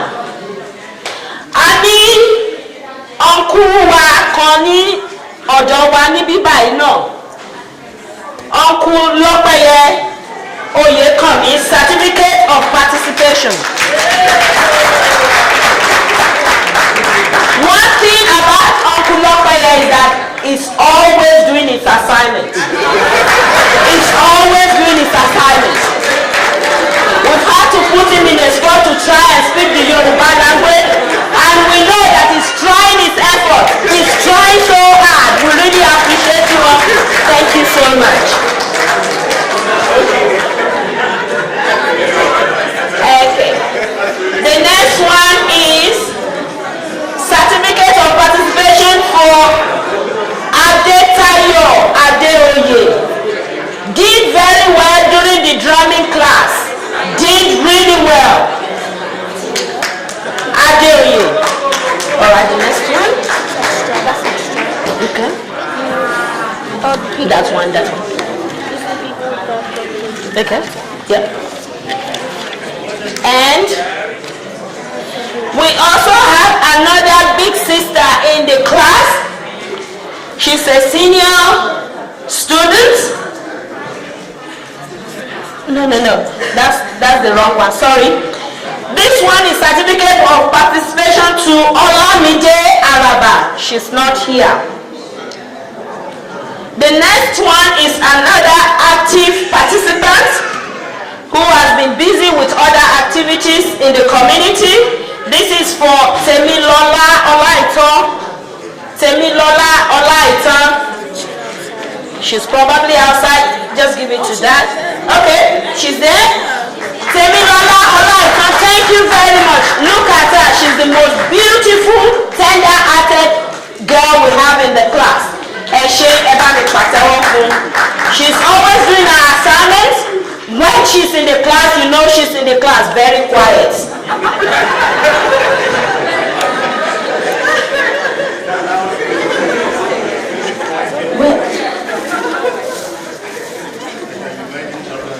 Where is Zoe's one?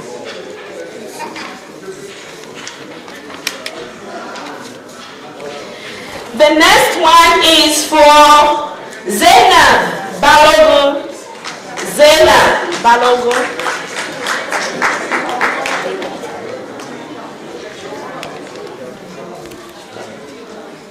Zainab Balogun, very active, and she competes with Aisha most of the time, or Aisha competes with her. Very active in the class when they are able to participate. Thank you so much. The next one is not there? Okay. The next one goes to Daniela Jegede for active participation when she has the time. Thank you very much. Daniela is very intelligent as well.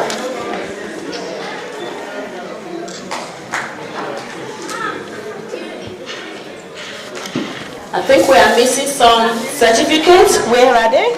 Okay. Okay, we have a senior lady in the class. She's very supportive and encouraging and help her siblings as well to be part of it. Her name is Olaide Omidiora. Olaide Omidiora.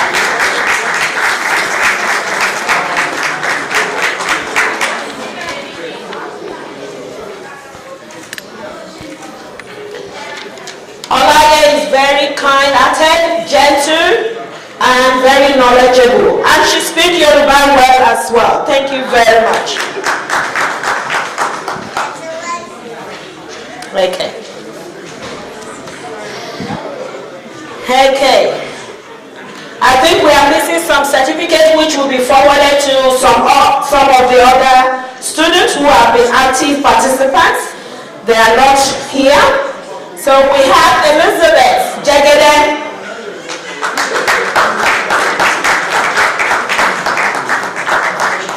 Where are those cards? No. This one. Yes. Okay. The next card goes to a very gentle and kind-hearted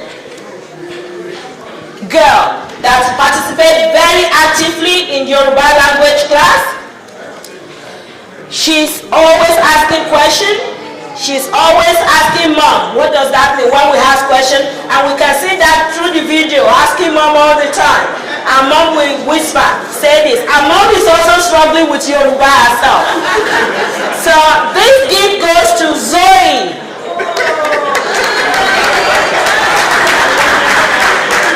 Zoe Akamo, she's so beautiful. I like the dimple.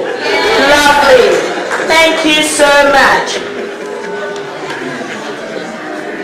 The next certificate, yeah, that's it. This one goes to another wonderful boy in the class. Participate when they have the time to participate. They are not always there, but when he's there, he's there. He answers questions and he will do his best. This goes to Tolu Ogutade.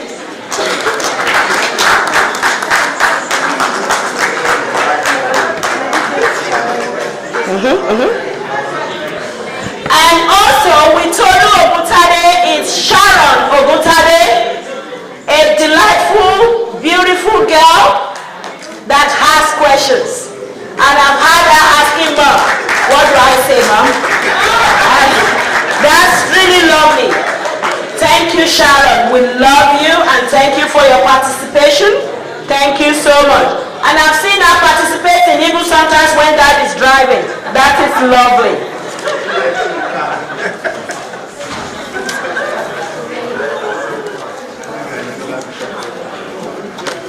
Who else am I missing? Okay, I think the rest are not here. And Toby, who is Toby? Toby Ojo. Okay, they are not here. So the rest of them are not here. However, I will say this. Everyone, we really appreciate you. We want to say thank you. There are more gifts. We will take some of them back. But if you can see me after, if you know you've been participating in the class and I miss your name, please come and see me. Listen. Thank you very much. Next, on my list, I'm sure you can see a beautiful woman standing to this side. She just, I was going to ask her, Mrs. Omidiola, is it the book you are selling or the fine things you are selling? I don't understand. Okay. This is the second time I'm meeting. I met her the first time at Yoruba Day last year. Sorry, I actually missed one important person by the name Jacob. Jacob Oshaki.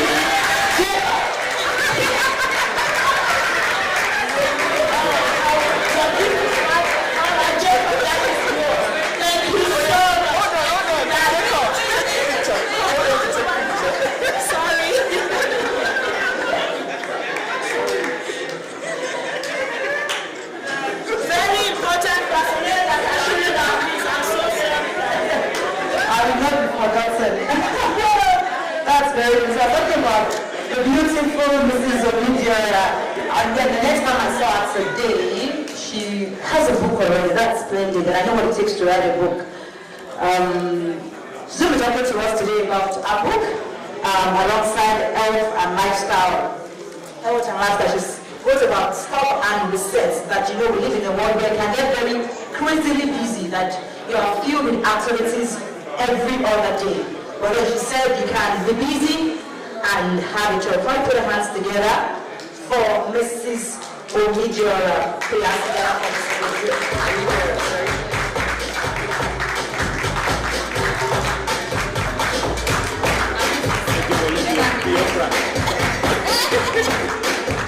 I want everyone to please be on your feet and do a little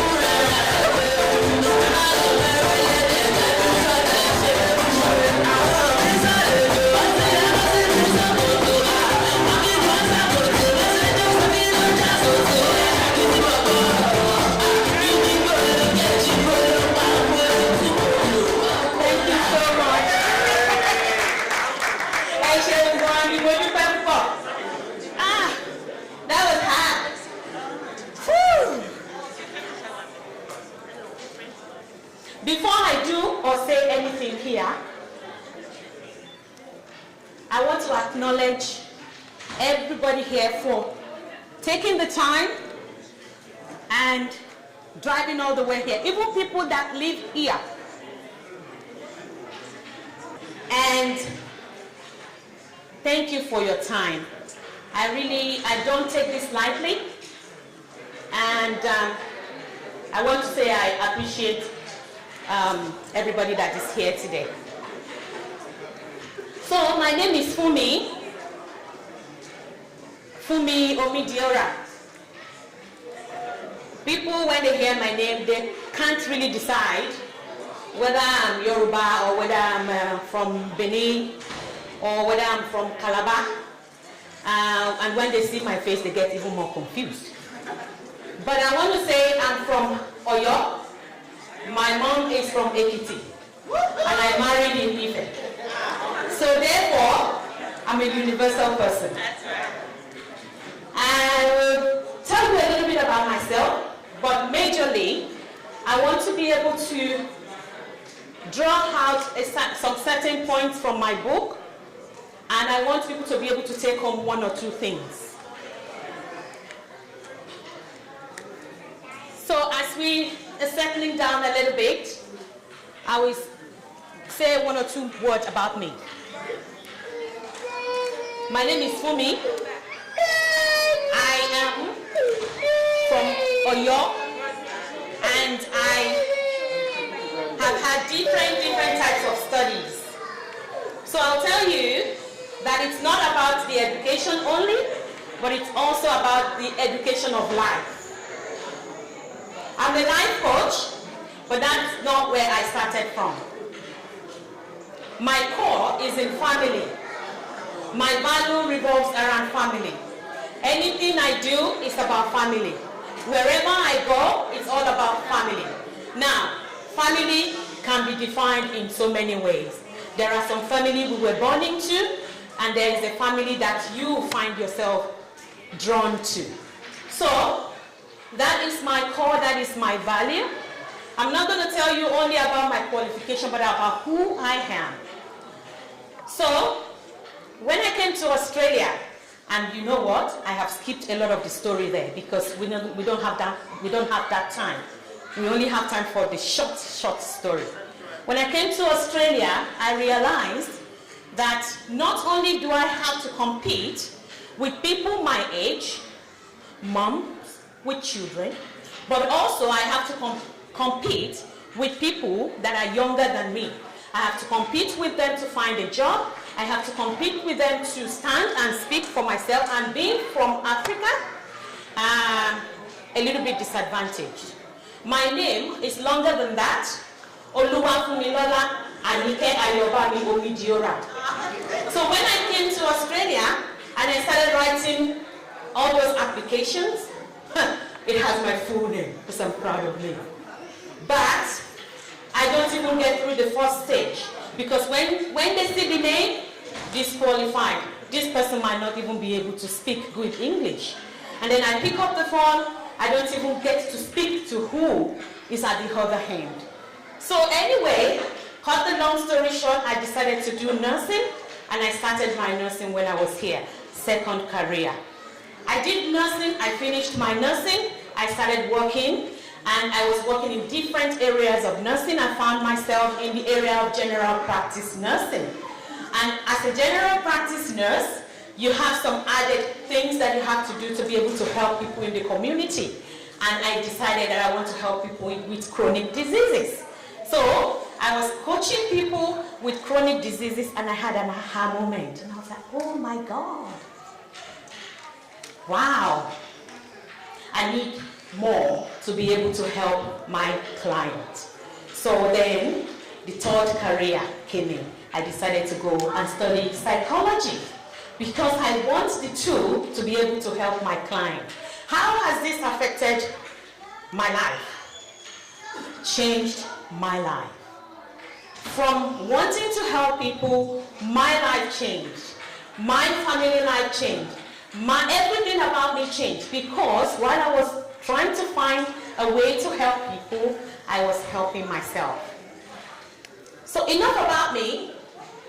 While I was helping my client, Not only did I help myself, but I realized that majorly people that have chronic diseases, they start from somewhere, but they ignore so many of the signs. These are the chronic diseases that is brought about by lifestyle. Some you were born with, some it's lifestyle.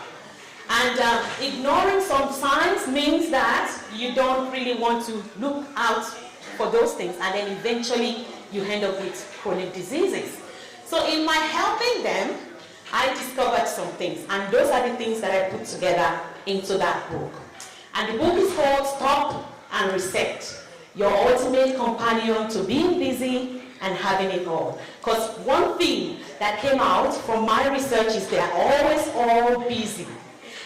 Please help me here. Who amongst us here is not busy? You're not busy. Oh, please. I want to come and do research on you. Now, that tells us that majorly we are all busy here. Now, there is an adage that says if you want to get something done, give it to a busy person. Give it to a busy person and they will get it done. But there is a downside to that. Busy people always think that they can do it all. There is a difference between having it all and doing it all.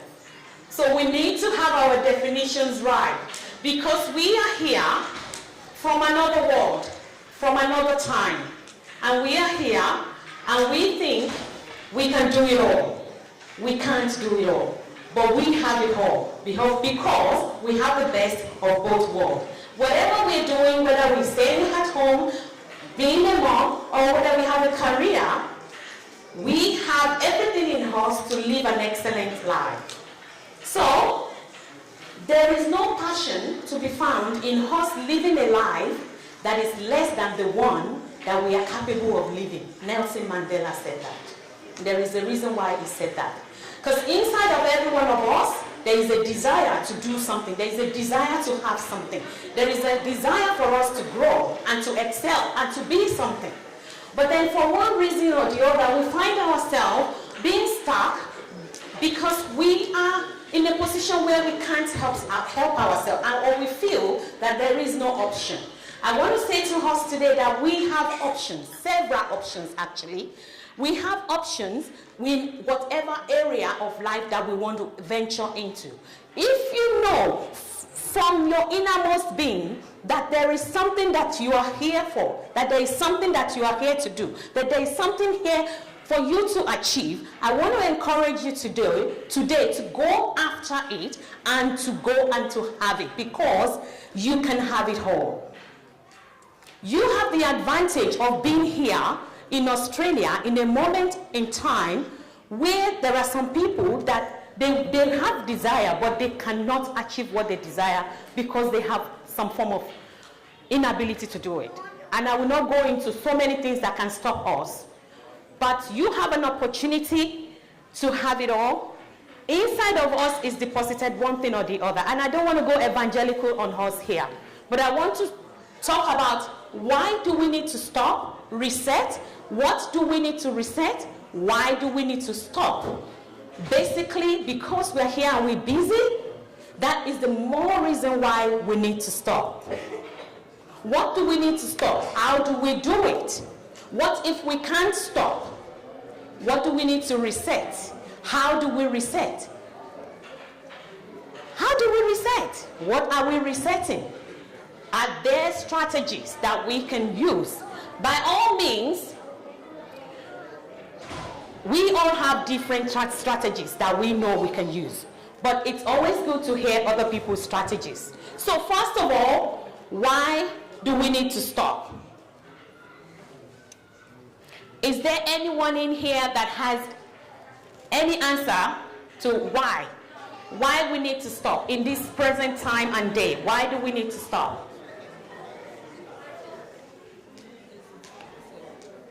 Just yell it out. Is there any reason why we need to stop? Or you don't see any purpose in us stopping? Give yourself the brain space to assess where you are. Exactly. Assess where you are, breathing space, rejuvenate, recalculate. Am I on track? Am I on track? What am I doing here? Am I getting results? So why do we need to stop? Prevent chronic diseases. Because our body gives us signal. And when your body tells you to stop, do you stop? What are we actually doing here today? Not stopping. We are stopping.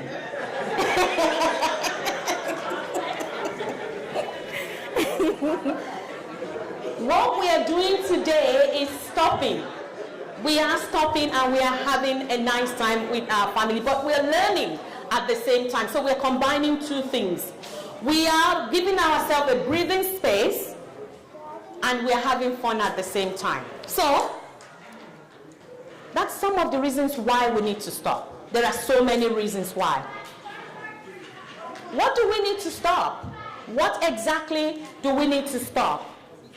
So in my research, I have gone through so many different types of personality testing, behavioral testing, all these tests to determine whether you are this or you are that, and whether you are introvert or you are an extrovert or you're sanguine, and all those theories.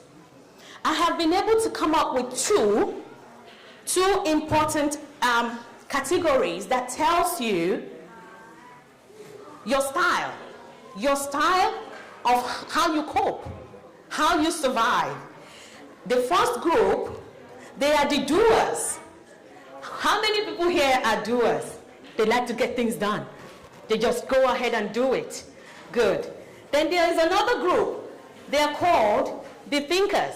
How many people here are the thinkers, the strategists, the business strategists? Yes, awesome. So those are my two. It's so easy. You know who you are. So what do you need to stop if you are the thinkers? If you're one of them, you know yourself. You know that when you are a thinker, you tend to overthink things.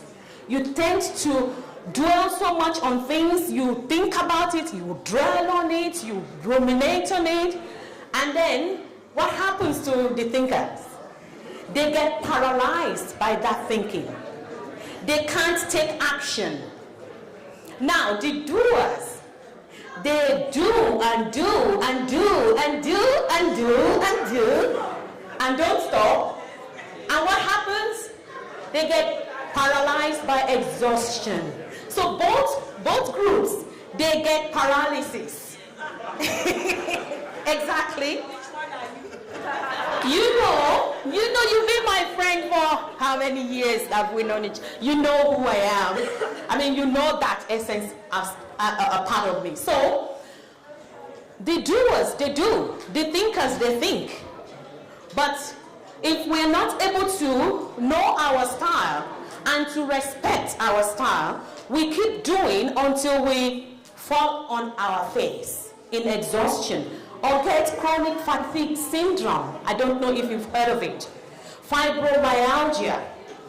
All those things that I have mentioned are the symptoms of those people who are the doers. The thinkers, on the other hand, they think themselves into, inactivity. They are paralyzed. They are the ones that will say, I don't know, I don't know, I don't know. Oh yes, I'm coming there. So if you find yourself combining both, what do you actually need to stop? So the point here is stop and reset. It's not only stopping but reset. The point is you know who you are, you know who you are being at that point. Assess the situation and say, who am I being? Am I being paralyzed by my fear of things that is not happened yet? Am I creating some things here that is not happening? Then you stop. And then you reset yourself. I need to take actions. I need to stop what I am doing right now. Now, if you are a doer and you find yourself doing, now what the doers do is there is no thought or system to their action. They're just doing everything. They want to do it all. They're just doing everything. So when a doer needs to stop. What do a doer stop? You need to physically stop. Take yourself out of your situation. Find a way out. Find a place to reset yourself. And physically, you have to stop. So we've talked about what to stop. How do you actually do it? How do you stop? How do you stop when you physically know you cannot stop? That you have to keep going. Moms, they know this. Well, am I talking to moms in here? You know you have to stop, but you cannot stop because people are depending on you. And dads, we know this. We have responsibility to our family, so we know we have to go out there and we have to go and work. But our body is telling us, you need to stop, I'm tired. So what do we need to do, and how do we do it? Without compromising our values, without compromising our beliefs, without compromising what is important to us, and without becoming the crazy staff. Because what happens is, if you're working with someone that is exhausted, that needs to stop and has decided not to stop, then they're the angry bear. Before you say something, what did you say? They turn crazy. Imbalance of emotion. Before you say one thing, they go cuckoo on you. Everybody is afraid of them. Nobody can talk to them. But that is their own internal struggle. It's not anything about the people around them. So how do you stop when you cannot stop? You have to know your style. You have to know what works for you. You need to know and study yourself and say, okay, what is my style? I have a lot of recommendation in my book for different styles of people and what they need to do and how they can actually do it. I have things in the book about time management, how you can manage your time. Some people seem to always run after the time. They are always running late. African time. There's nothing like that. There's nothing like African time. Let's get rid of that. We are in control of our time. Everybody, we all have 24 hours in a day. How is it that some people are able to manage their time and we are always the African timers? Now, I want us to change that reputation because we all have the tendency to manage that 24 hours. So there are tricks and tips and things in the book that can help people to do that. So that, how do you stop? How do you stop yourself when you are overthinking things? When you are supposed to take action on things that is important to you, that you know is going to catapult you from what level to level 2, or from level 2 to level 3, or from 3 to 4. Why are you stopping yourself? Why are you not taking action? Then you need to know what to stop in that situation. What is stopping you from taking action? Now, there are some other external things that can stop people from taking action. And I don't want to present a case here of, I don't want to ignore that, because finance can be an issue, health can be an issue. We can have all these external things and some other internal things.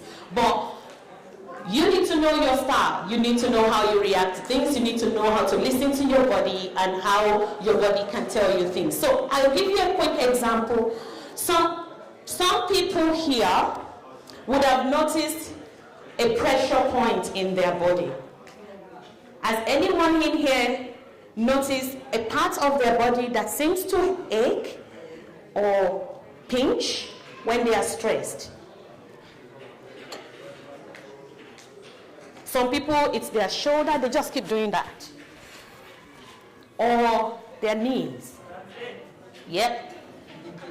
Some people, it's their eyes will start twitching all by itself. That's very scary, but it happens. Your body will give you 1, 2, 3, 4 signals before you start to have that flu-like feeling. So we need to learn to listen to our body. If you take nothing away from what I am saying today, take this. Listen to your body. Because if you're busy, you're busy. if you are busy, if you are at that stage of life where everything is happening and you've got to do what you've got to do, then you go out and do what you have to do. But listen to your body. Learn your signals and learn to listen to them. 4 times your body will warn you before it decides to kick you in the gut. And when it starts to kick you, it will not stop kicking until you are flat on the bed and it has to recuperate by itself. So that's the health side. The other side is you start to get paranoid. If you don't stop yourself overthinking things, those are the signals you start getting will be, why is everyone looking at me? Nobody's looking at you. Why is everybody talking about me? Nobody's talking about you. It's inside of you. Listen to your body, stop, reset yourself. Know when you need to stop, know what you need to discard, know what you need to take and pursue. Because, as I said, there is no passion to be found in playing small. Don't play small. We're all here for something. We don't just travel over 7 seas to Australia to be here and be playing small. We are here, let's make the most of it. And let's get the most of it. And if your body tells you to stop, take a break. And here today, we are stopping. So I would get my brother to play that music one more time because I know people here, we work hard. So we will play hard. Please, my brother, give me some music.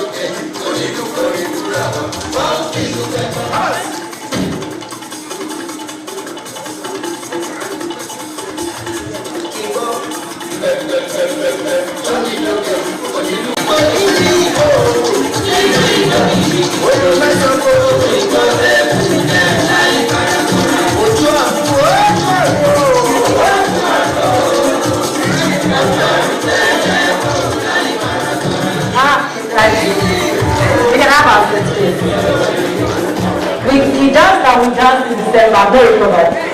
It's not that of that, they dance in December, so the dance party, do you remember? Let's have a seat. This one is, we're practicing towards the next assembly. Yes. We can have a seat. Thank you very much, Mrs. Omidiola. You came in with dance and she said, I will not waste your time. You did not waste my time. And you know, thank you so much. 25 and whoever buys get a tea. And then we'd like to talk a bit about Mrs. Onigiola's book. Okay. So Mrs. Omidiora has done a great job to tell us, how to look after our body, and also, she's given you a hint. Just the remaining information, you can find it in that book. Stop, Reset. It's $25. So they are all on the side here. And if you buy the book, you get that lucky tea. You can see that it's a designer tea. So if you drink it, you also start to shine. So ladies and gentlemen, after this, you can see Ms. Omidiora on the side here. So as we continue in the program, I think today I was just looking around. The only reason that I know that I'm in a Nigerian event is I'm surrounded by so many doctors and PhDs and also, they're everywhere.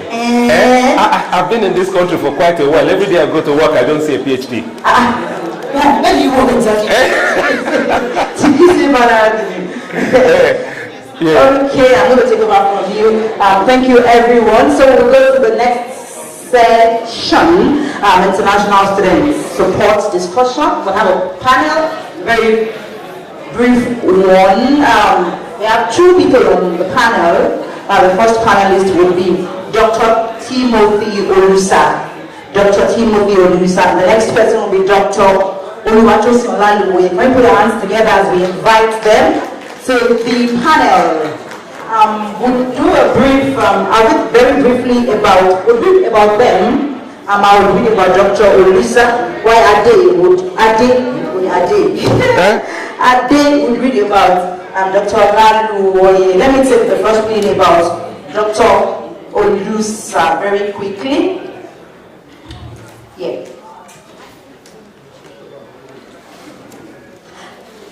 Dr. Akin Olusa was trained as a vet surgeon at the University of Ibadan, the UHAD.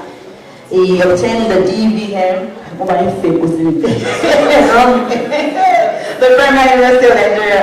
He obtained the DVM and MVSC vet surgery degree in 2002 and 2010 respectively. Akin worked as a general veterinary practitioner, GBP, and also lectured vet surgery at the Federal University of Agriculture. You want me to use my grammar? Come on, yourself. Okay, at the Federal University of Agriculture, Abeokuta, Nigeria, and UI between 2006 and 2014. He moved to Melbourne, Australia in October 2014 to commence a PhD in vet science. His research interest includes equineliness and biomechanics, dental abnormalities in horses, effective colic management in polo horses, and capacity building of the Nigerian African equine industry. He served as the General Secretary of the Association of Equine Practitioners, NIPE, before relocating to Melbourne, Australia. Akin enjoyed bicycling, chess, and polo. He's married with children. Akin is a well-focused young man. He's a disciplined, honest, and straightforward person. He has passion for good governance and peaceful coexistence of all people in the community. He has good listening ears and strong shoulders to lean on. Can you put your hands together for Dr. Olusa? Oh, thank you very much. And the next gentleman sitting next to Dr. Olusa here is Dr. Olalekan Oluwatosin Olaluwe. Did I pronounce that right? Okay. Now, he, as you already know, is a Nigerian and is a medical doctor. He moved to Melbourne in July 2015. He obtained a Master's of Public Health degree from Deakin University in 2017 and was awarded an international scholarship the same year to pursue his PhD in humanitarian health, which he is currently on. So he also coaches on effective living and teaches people on practical Christian living. He is a lover of football. And Barcelona. well, the only fault I can read out so far, he's a Barcelona fan, not Arsenal. So everything else is good. That's the only problem. Yeah. So ladies and gentlemen, please put your hands together for Dr. Olaluwe. Okay, I'll stay around so that to manage the session. If you permit me, I would like that I'll crave your indulgence that Tosi answers questions around masters to PhD because he's done masters in Australia. He didn't do his masters in Australia, am I correct? So if you have questions towards masters and PhD, we can have Tosi, but if it's just core PhD, do we understand? Because he didn't do his masters in Australia, so we can do that.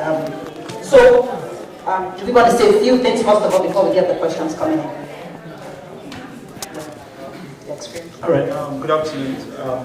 Tosi Olaluwe, like it's been said. I studied medicine in Nigeria, did my master's in public health here, and I'm currently doing a PhD in humanitarian health, focusing on sexual violence perpetrated against South Sudanese men in Uganda. They settled in Uganda. See, a lot of people are surprised. Sexual violence against men, but yeah, it's alright. I was surprised to learn about it, so yeah. Anyway, I was told to say a few things about my experience. So, when I was doing my master's, and I think I'll just try to talk in 2-3 minutes about the things that I feel saw me through those years. And I'll just give 3 points, really, which I learned before coming here, and I made it part of my life. And I think there are things I would like to tell every student. And I also believe that beyond the student life, you can actually apply these things in your day-to-day life. The first one is the place of strategy, like having a plan, knowing. When I was doing my master's, one of the things I made sure I did was that every semester I draw up a plan as to, okay, I'm doing 4 units, and I know exactly how much of time I want to allocate to each unit. I just drew up plans for myself, and I drew those plans not just on a semester basis, I drew them on weekly basis, on daily basis, and it made life really easy for me. Mr. Mitchell was talking the other time about, certificates about time management and the rest of them, so that you wouldn't wear yourself out. Planning, strategy goes a long way. And then the next thing I would say is what I say, I'll call it energy. I put a lot of energy into things. People usually say, I know rather that where we came from in Nigeria, there's a lot of God did this for me, God did that for me. Now, I'm a very firm believer in God, and but at the same time, I also believe in work. So I always tell people, if you're gonna, like the way my, just digress a bit, the way my PhD scholarship came, I usually tell people that it is basically God. But even if God is going to do something for you, then someone will have to see the results. Imagine God is setting something for you, and then they check your result, they see that you had 50s and 60s, nobody's going to give you a scholarship. So there's a place for hard work. So I talk about energy. And then finally I talk about synergy, which talks about you relating with other people. There are definitely people around you that can help your journey, your story. You want to form a bit of an association with those people. And I think that is one thing.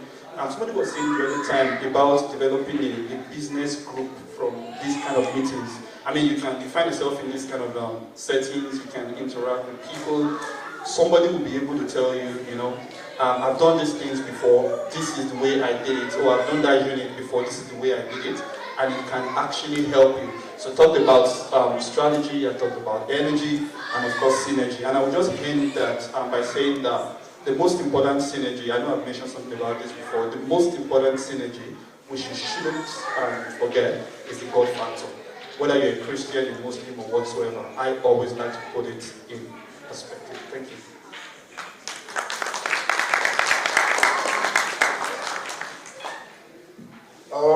I was trained at UI, as we've heard, so I want to thank everybody for this opportunity. Respect to elders, pastors. and for the traditional owners of this land and all that. Now, one of my professors at University of Ballarat, I will not mention the name, first day of the semester, when he enters the class, one of the first things they will say is, you've got 2 ears, you've got 2 eyes, and you've got 1 mouth. Meaning, you should listen more, you should see, observe more, and you should shut up, you should talk less. That's why you've got just 1 and not 2. So meaning, speak less, observe more with the eyes, and listen more. Now, apart from that, another thing I will say is, you see, we will just laugh sarcastically and say, you see, some of you will fail at the end of this semester. It's normal, some of you will fail. And of course, some of you will pass. But you know what will make the difference? Is from day 1. Because failure is a gradual process. And success is also a gradual process. So you just don't fail at the end of the semester when you sit for the exam. You start failing from the day 1 of the semester. I say, well, I learned a few things from that, and of course, years later, when I also became a lecturer, well, some of my students back in Nigeria have also completed a PhD in Australia, and they're doing well. So, now, you must be able to plan your life right from day 1 of the journey. Even before you begin the journey. Planning. You can never over-plan for what project you want to do. You want to do a PhD? You need to plan about it. Why do you want a PhD? You must know why, what is driving you. The reason why I've done my PhD, or why I'm about completing my PhD by those grace by next month, I should be able to hand over the thesis and be a free man again. Because it's like being sentenced to how many years with hard labor. That's actually what doing a PhD is like. I mean, it's crazy. Now, when you must know why you want to do a PhD.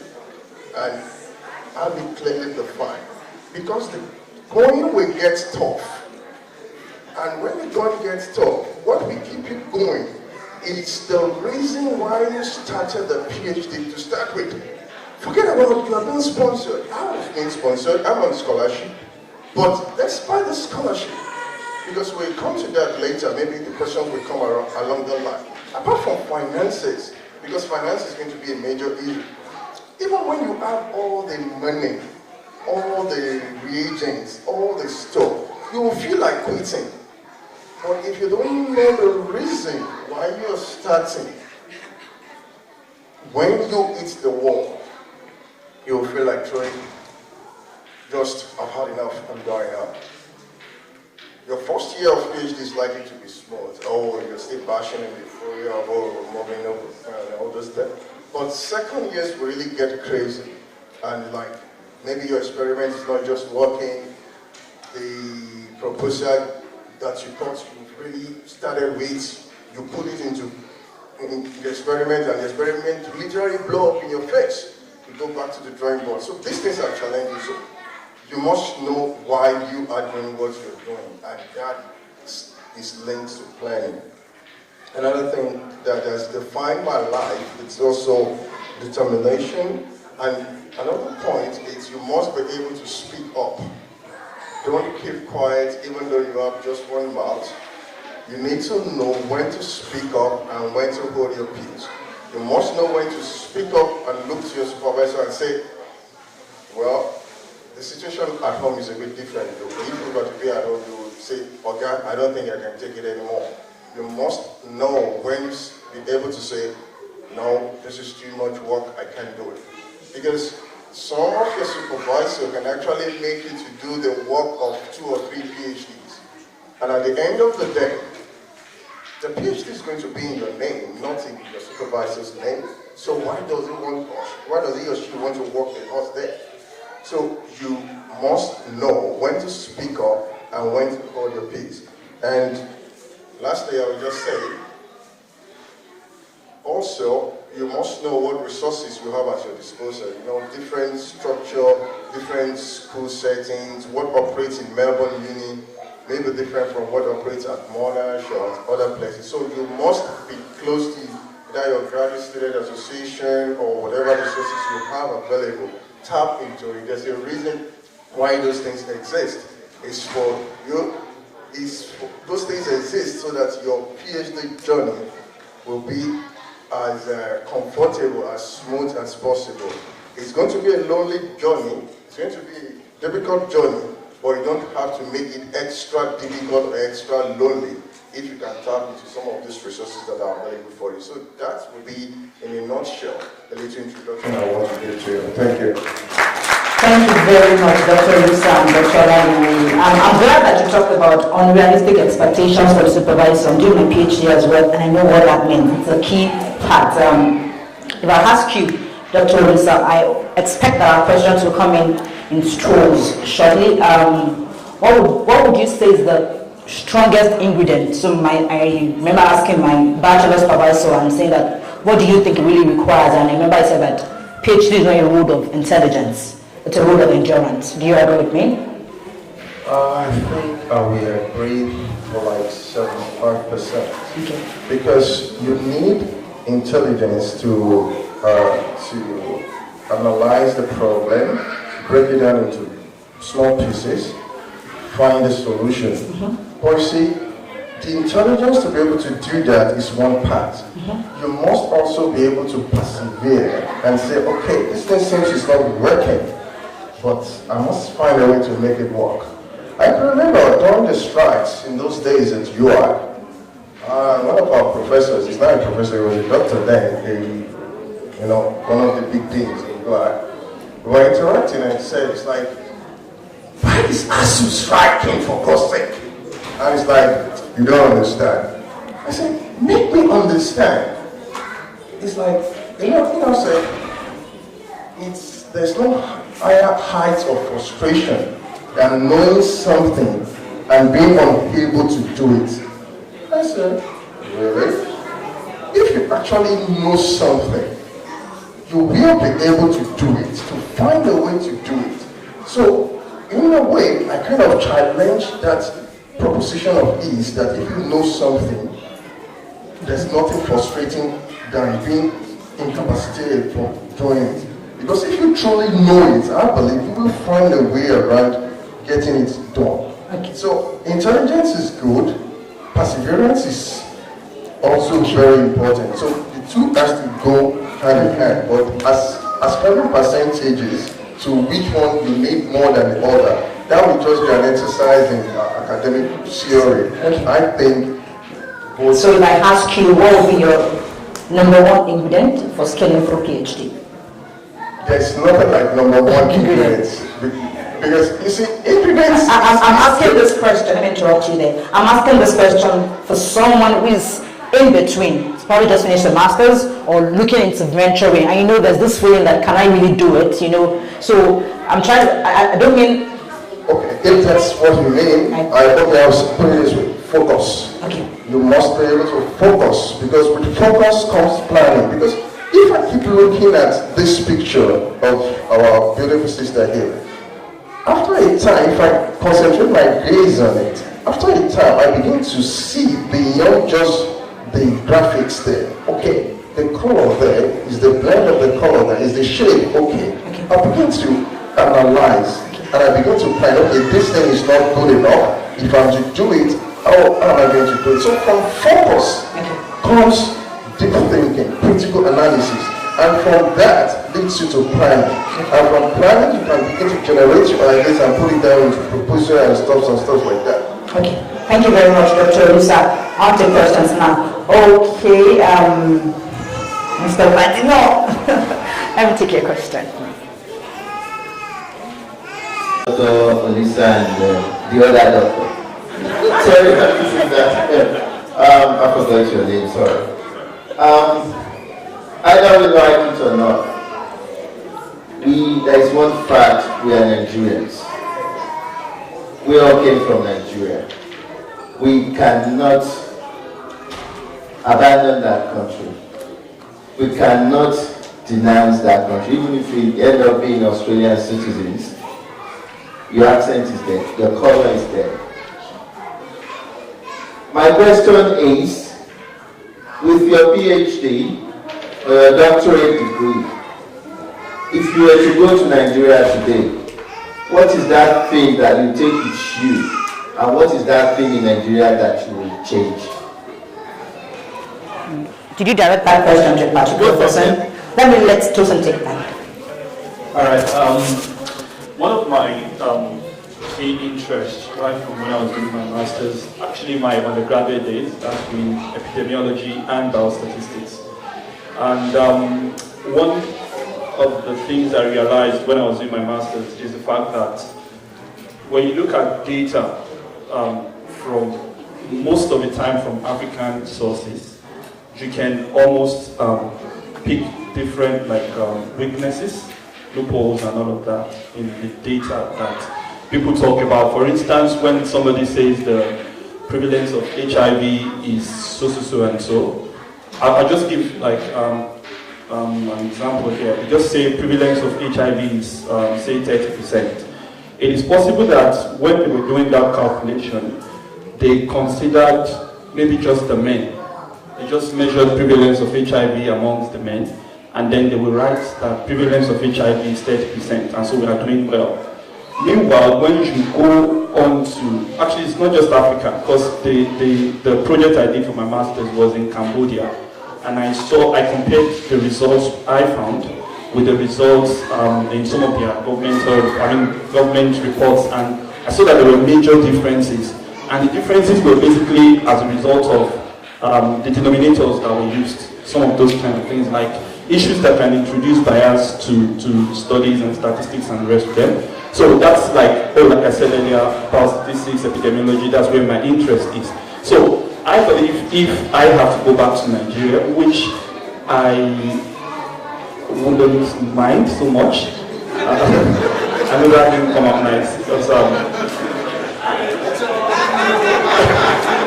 I was in Nigeria in December, and I told my mom that if I get a good job that will pay me very well, I'll come back to Nigeria.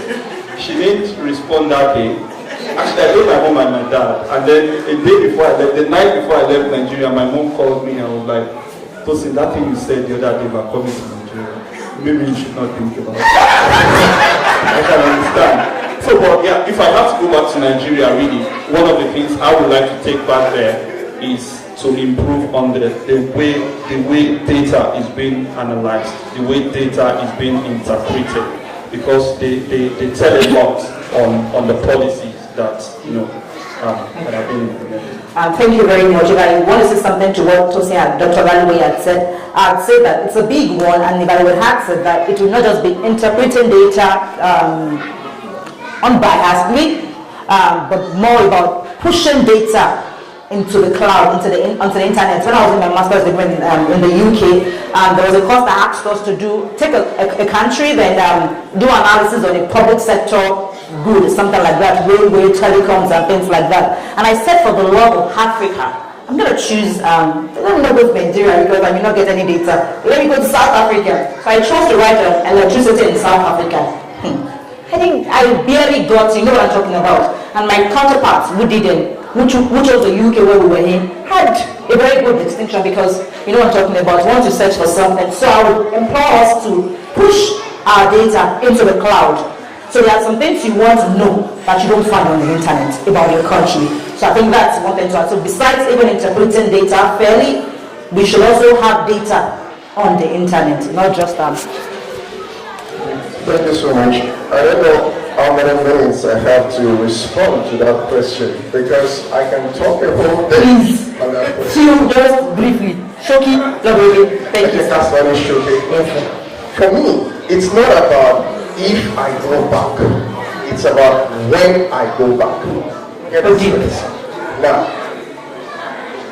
when I came to Australia, I was having a chat with my supervisor and a couple of other, permit me to use the word like that. And the question, just chatting informally, and it's like, okay, Akin, when you finish your PhD, we have to go to Nigeria. What will you be doing? And it's like, we have to do it. And I paused for a while. And I responded and said, look, if Europe, Africa, Europe and America keep attracting and retaining the best of African brains, when or how on earth do you ever expect that side of the globe will develop? That was my response to such a simple question as, okay, I was like, that answer was like a thunderbolt out of the moon. They were quiet. Because you see, one of the things that informed that answer, that response was, I'm an ASU member back home in Nigeria, and for us ASU member, I hope you still know what ASU is. Academic of State Union of University. It's, we talk about brain drain. The best of African brains are not in Africa. That is the truth. Now, if the best of African brains are not in Africa, do you really think the brains back there can fix the problem? Let's ask ourselves. We said the previous governments in Nigeria was clueless because they appeared at the present one.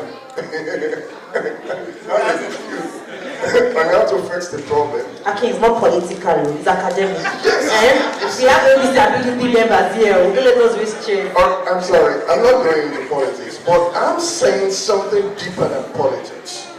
It takes a lot of mind power to fix problem.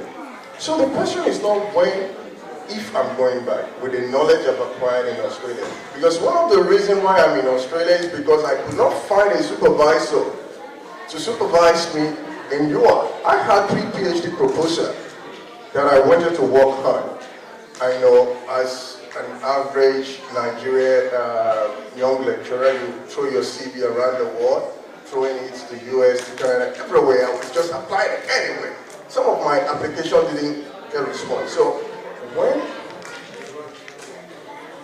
I will go back and I will use my knowledge to fix Nigeria in the little way I can. That's my short answer. Actually, I'm supposed to grade you. I won't grade you well. You talked about some problems, for example, to answer grade Capo. What will you take back? You said you will take your knowledge. What will you? Not just your knowledge. What knowledge? Okay. You are dragging my feet too. Okay, keep your feet in the shoes. Keep it there. Because I still want to talk about some other subjects and I'm running out of time. Do you have any questions? Okay, so if you have questions, put your hands up. Think about it now, and I won't take more than these hands. 1, 2. Okay, make 3. Closing time. Alright, because he won the draft game, let me take you first. Okay. Very quickly. Sorry, Dr. Lusa. You just mentioned briefly now that while you were proposing to have your PhD, you're throwing your CVs around to the Mars, to the moon, to everywhere. And now my question is around that. We have a lot of people back home. They will bring you up and tell you, oh yeah, I've got this idea, I want to do my PhD in Australia. Well, I'm not an academic person. I just do clinical stuff. So where, if I'm going to advise such person, where do they start from? What would be the first thing for them to do? You said Dr. Lusa, right? Both. Okay. See, there's no one cap size fits all. What was applicable in my case may not necessarily be applicable in someone else's case. So what I tell people, because so many people ring me up, send me emails and stuff like that, so I'm familiar with that kind of challenge. Now, the first thing I tell people to do, how they focus for what they want to do. Now, while you have a plan and a focus, at the same time your plan should be flexible. So search each university, search the site. If you have a link to someone who's there, for instance, if someone wants to do something on equine biomechanics and stuff like that I do, if that's your interest, I may speak to my supervisor. That's the best I can do. But whether your CV will be good enough, it's not in my capacity to determine that. So what people on ground could do to help is just where they are opportune to speak with maybe their supervisor or so. But essentially, you will have to do all the donkey work of searching and checking requirements online. But if you observe very well, most of the people that contact you don't want to do that donkey job. They want you to do it for them. And that's, I tell them, it doesn't work that way. You've got to search and search and search the internet, search the website. Nobody's going to do it for you. If I'm not directly in my area, when I can speak to my supervisor or to my research group, I can help you. I won't go and be spending hours searching something on microbiology on the net for you if that is your interest. So if you find your interest, at the same time be flexible within your interest. Thank you. Okay, before, Trustee, you can please have the microphone. Before you add something, I was going to say two things. If this makes the game better, you could add to this. So I would think that the starting point, usually in Australia, is two things. There are scholarships that ask you to bring a proposal around a particular field. The other thing would be that if it's not just through scholarship, it would be that you find the supervisor where you find interest in their areas. Do you think I'm correct, or is the other point? Just to say something. I was actually going to say the second thing you said, because I was talking to my supervisor 2 days ago, and she was telling me about how so many people from different parts of the world have been sending out proposals. And when she reads the proposal, she's like, it's like this person doesn't know anything about me. So if you're going to apply for a PhD program, for instance, apart from knowing what you want to do, you also need to look for a supervisor that is interested in what you want to do. So I got like, for instance, what she said is that she doesn't even read most of the proposals. Like you see the topic, I've been doing a lot of things on obesity, and you're sending me something about HIV. I'm not interested in it, I'm not reading it. And to be very human and realistic, I agree that when you want to do a PhD, sometimes if you don't come from the academic background like him, you probably don't have a research interest.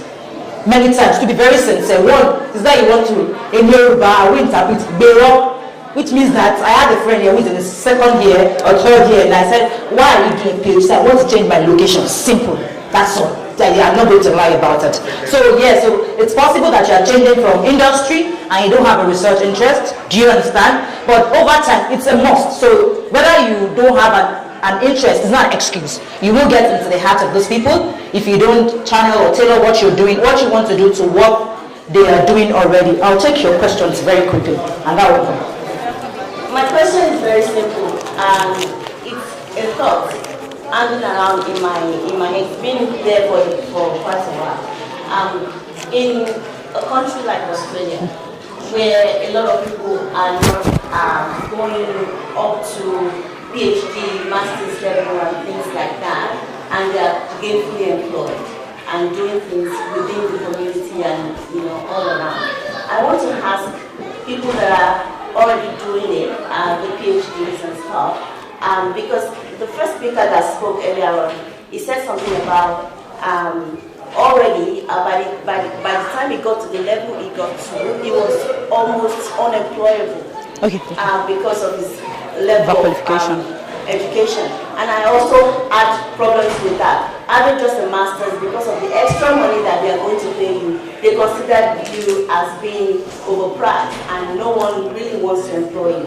So apart from academia, how else do people that plan to do things like PhD, masters, and things like that, how are they going to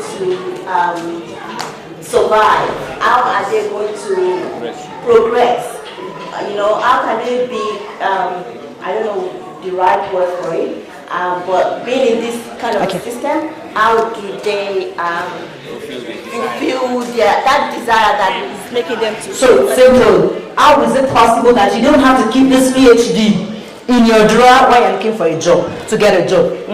Okay, do you want to say something briefly because you haven't finished? Do you want to say something briefly about that? Okay, I'll just say that whether you're doing PhD or not, really, I think it's at the end of the day about what you really want to achieve in life, what your plans are, what your goals are. For instance, I knew I was going to do this right from when I was in maybe 300 level in med school or something like that, because I knew exactly, well, a bit of academics, I'm going to do academics, but there are really other organizations where, for instance, World Health Organization and all of those things. Like 2-3 weeks ago, my supervisor sent me a link to a particular job and told me that when you're done with your PhD, these are the kind of job you can apply for. So it's not necessarily in the academia that you need, a PhD for. But at the same time, I will also say that it really depends on what you want to do. If what you want to do doesn't require a PhD, there is really it's not compulsory. Really. Okay, thank you very much. Ms. Tosin Adekunle, please get set for 5 minutes for our employment. Dr. Lucia, please. Well, you see, I talked about focus. You must know why you're doing this PhD. If you do a PhD for the wrong reason, you're going to end up getting a certificate that will not add any value to you. PhD is not about enhancing your employability or marketability in the employment industry. It's a very narrowed area of academic endeavor. Now, but the skills you get from that training is transferable to any industry. Now, the ability to critically analyze things and come up with ideas and test that ideas and all this complex connectivity, that is a skill that you can gain elsewhere, but you will definitely gain it through a PhD endeavor if you have done a thorough job. And you cannot do a PhD in any Australian university and in many Nigerian universities without going through this rigorous academic exercise. So those skills you develop are transferable to any industry. That is one thing. So there is no way that your PhD certificate will not be useful if you have a focus and you have done your PhD for the right reason. It is not for me to begin to say this organization wants a PhD candidate or that or that. That, I believe, is not the focus of that question. And I can answer it by saying that. Sometimes it can take a while, but it will happen. So you may not get. It's still competitive, like a master's or whatever or bachelor's, but it will happen. So you may step down a bit to get a job in the meantime. But if you really push for what you want, someday, I know what we're going to talk about. It will the relevance in that certificate will eventually come to you. I want to say a big thank you to both of you. And I'd like to add one big question that I thought we'd talk about is funding. Dr. Andrew has been funded. He has been funded, but the question would be people who want to do a PhD but are not fully funded. I am not fully funded. I'm like 45 or 50% off.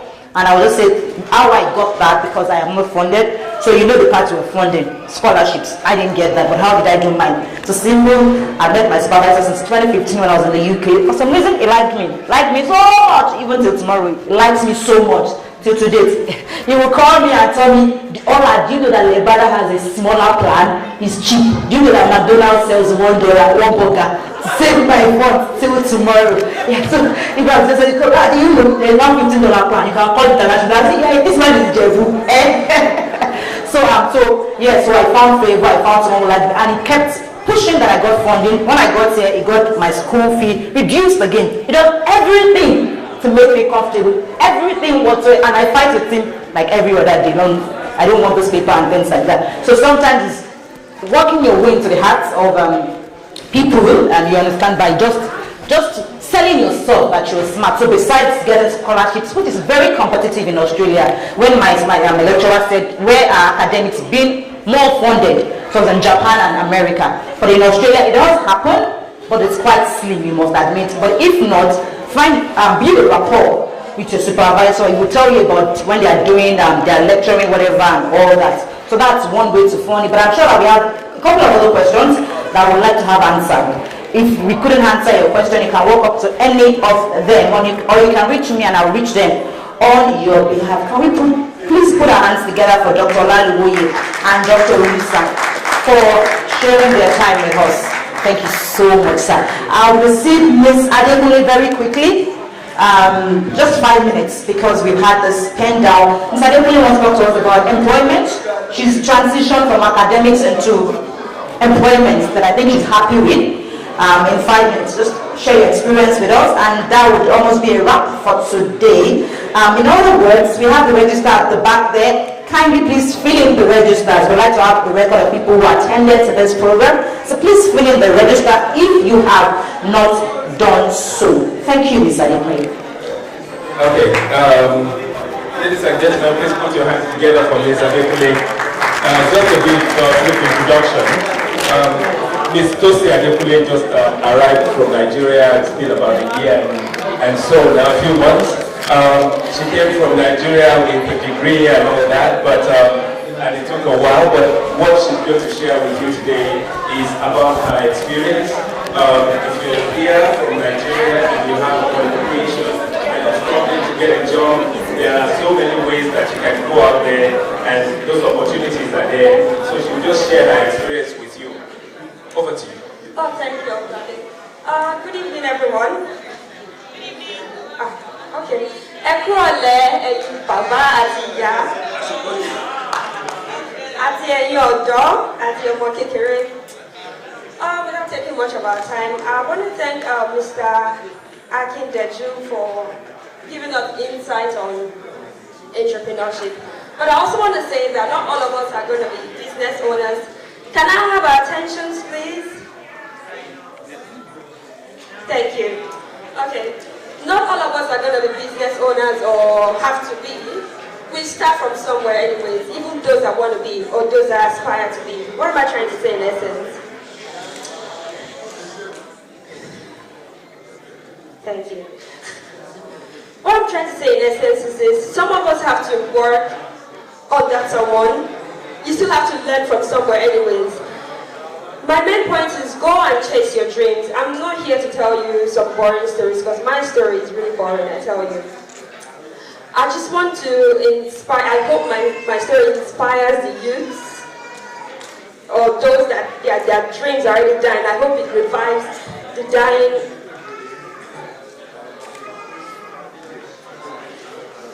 Borrow me what? Oh well. Supporting what Mrs. Omidera said, I want us to go after what really makes us happy. Find a job or what you do that makes you happy. When I got to Australia, I came into Australia last year, and the first job I got was working at a bakery. Working in a bakery is really fantastic for those that know how to bake, for those that want to bake, for those that like cooking and like the oven. I do not like it. What really brings me joy is talking to customers and all, so I went and chased the dreams. Now some people will say, oh, chasing what you want is so hard because you get words like, oh, you don't have Australian experience, you need the Australian experience to get that job you want. I tell you what, you need to go out of your comfort zone. Seek these organizations that are supporting Africans. That includes Jesuit Social Services, African Australian Inclusion Program. There are so many organizations that are supporting Africans like myself and you. If you want to be an engineer in this country, you can. If you want to be a banker, you can. All you need to do is register under some of these organizations and I promise you, you'll get it. I am a living testimony. Hallelujah, somebody. Okay, Tosi, I'm going to interrupt you. I'm a very proactive person and I like a researcher, so I like outcome to question. Tosi, you are just telling me, don't mind me, I'm very damn tired. You're just telling me that good chasing, everybody's chasing their dream. And people are chasing their dream. They're just not meeting this dream. There are tricks, there are strategies to this. Am I wrong? You're just telling us chase. I mean, with Martin or what? With whom? What are the things you did that you think turned out well? The truth is, we all know what we really enjoy doing. No, so I'm not talking about what you enjoy doing. Yeah. To get the job that you think you got, which some people would try to, but probably lost because of several things. What do you think you did right? Okay, it was definitely not just me going home and sleeping every day. I was working at the factory, but when I get back, in fact, I work 12 hours, but when I get back from the bakery, I go back to my laptop and apply for jobs, 10 jobs a day. I'm not joking. Okay, so was there an icing on your application? Was there something you did on your application? Did you tweak your name? Something that you think could be small? I wouldn't say I lied. But you have to put some things that sell you. Some of these things that do not sell you, don't put it, just leave it that sells you. Oh yeah, well, while I was in India, I had experience. I'd worked in my uncle's company. I'd worked in a real estate firm as well. So I just wrote all of that because I was looking for customer service role. I say things about customer service. I look for roles in other. I said things that have to do with that. You just have to tweak. Okay, so if I get it correctly, you're saying that the small things that you did in the past, you blew them, you fanned them to flame. Yes, yes. Okay. Even if I just walk one step, I say I walk 10 steps. Okay. One step, 10 steps. Any other tricks? Alex, do you have any other thing to say? Nothing much. Just know what you want. Go to Jesuit Social Services or African Australian Inclusion Program. They are willing to help Africans. They are willing to. It's not promo. It's not like they are just helping. It's an opportunity that we should grab. So what do they do? What do they do at Jesuit? I'm sorry that I'm asking all this nitty-gritty. Yeah, like you said some people are actually chasing their dreams, but they are just not getting results. Okay. That's because they've had some interviews that they tell them, oh, you need the Australian experience, or you don't have this. This Jesuit Social Services put you out there and give you that Australian experience. And in the end, because you get to work for like 6 months, and after the 6 months, you might get retained, or if you go out there, I promise you, you're going to be... So they give you, they connect you with that 6 month experience, yeah. Paid or not? Paid. Paid. And is it an assurance that they will get you on the spot, or just attending? Oh, you have to be good yourself, you have to prove yourself. Or they give you a privilege? Yeah, sure. Oh, I didn't put you on your spot. No, it's okay. I'm sorry, thank you very much. Put your hands together for Teresa. I'm sorry if I did it back to back, but I need us to get the juice out back. Ladies and gentlemen, just a quick announcement. There is a register at the back there. Please, everyone, we want you to put your name and email address and telephone number on that register. It's very, very important for the association. Please don't forget, it's at the back there. And secondly, one of our sisters here has bought 2 books especially for the ladies, and she's already paid for it. So 2 ladies that they want them to take advantage of this book. So any 2 ladies? I'm a lady now. Sorry? I'm a lady. Are you raising your hand? I'm going to use my hand. Look at the table. You're fine now. So one more. Okay, please go. Mommy, you're a lady. Mommy, I got them.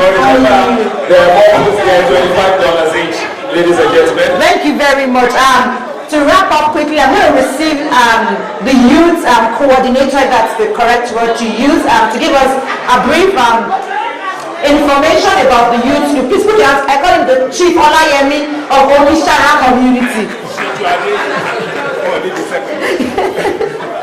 Yeah, good evening everyone. Just a quick one about the youth program that we are proposing. For the first time in the history of Yoruba Association, we are holding a program for the youth. Of course, everybody is welcome to attend as well. It's going to be in the city, at the Nigeria restaurants in the city. They are Dunai.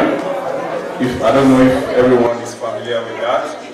We will send out the details shortly, and then so that we can have the full information at hand. And then again, please, as we always support the program, please let us show up and then have a good time for the program. Thank you very much. Thank you very much. Thank you, sir. And it's a wrap. It's a wrap. I'm going to receive Mr. Charles Oguntade to give us the vote of thanks. He's the Vice President of the Yoruba Heritage and Cultural Association of Victoria in Australia. Thank you, sir. Thank you, everyone. My thanks goes to the two MCs. They've done a fantastic job.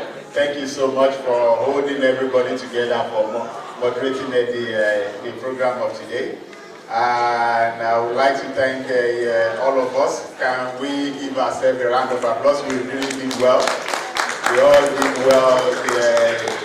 The crowd was quite encouraging, even though it's a long weekend, a public holiday. I know a lot of people would have loved to just go camping and go to Lake Muhala, Lake this and Lake that and all that. But we decided to come around here and have fun with ourselves. So it is a beautiful Easter, Good Friday. I believe we've all learned one or two things even while we're still having fun. So this is something that is great. Thank you everyone. Thank you to Mrs. Obidiora for the dance. I really don't know that Mrs. Obidiora can kick it that way. So we thank you for your efforts. And we appreciate you. And please patronize the book. It's very important. And I wish everybody a safe trip back. I know we are all traveling to different places, back to Melbourne, back to Shepparton, back to Poland. Please, Poland is just at the backyard here. If you miss your road, you can just drive to Poland. You can spend the night there and go home tomorrow. If anyone misses their road, just drive to Poland. Dr. Balogo will host you for the night, and then you go home tomorrow. Please, I wish everyone a safe trip. Thank you to all the kids. They are all well behaved. They're part of the fun and they have so much fun as well. So we're hoping to have more of this event, more of this activity. Our next bus stop is at Yoruba Day, and we're already planning big for that. It's going to be different this year, and I wish all of us a happy Easter. I wish us a very good weekend, and have fun. Thank you. Thank you very, very much. Thank you so much for coming, everyone. And just a note, we've got turbans, beautiful turbans, crystal pearl turbans at that corner. Would you like to have one? Please stop by at that table. And yes, get to the book table as well. Until the next time you see me before you again, as usual, I'll come again. Okay, let's have some good music.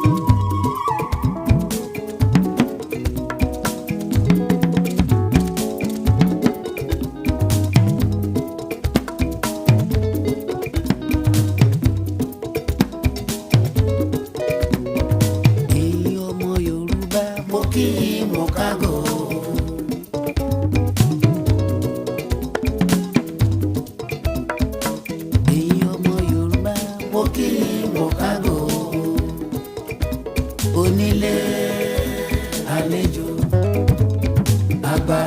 àtọmọdé mo kí yín mo kágò.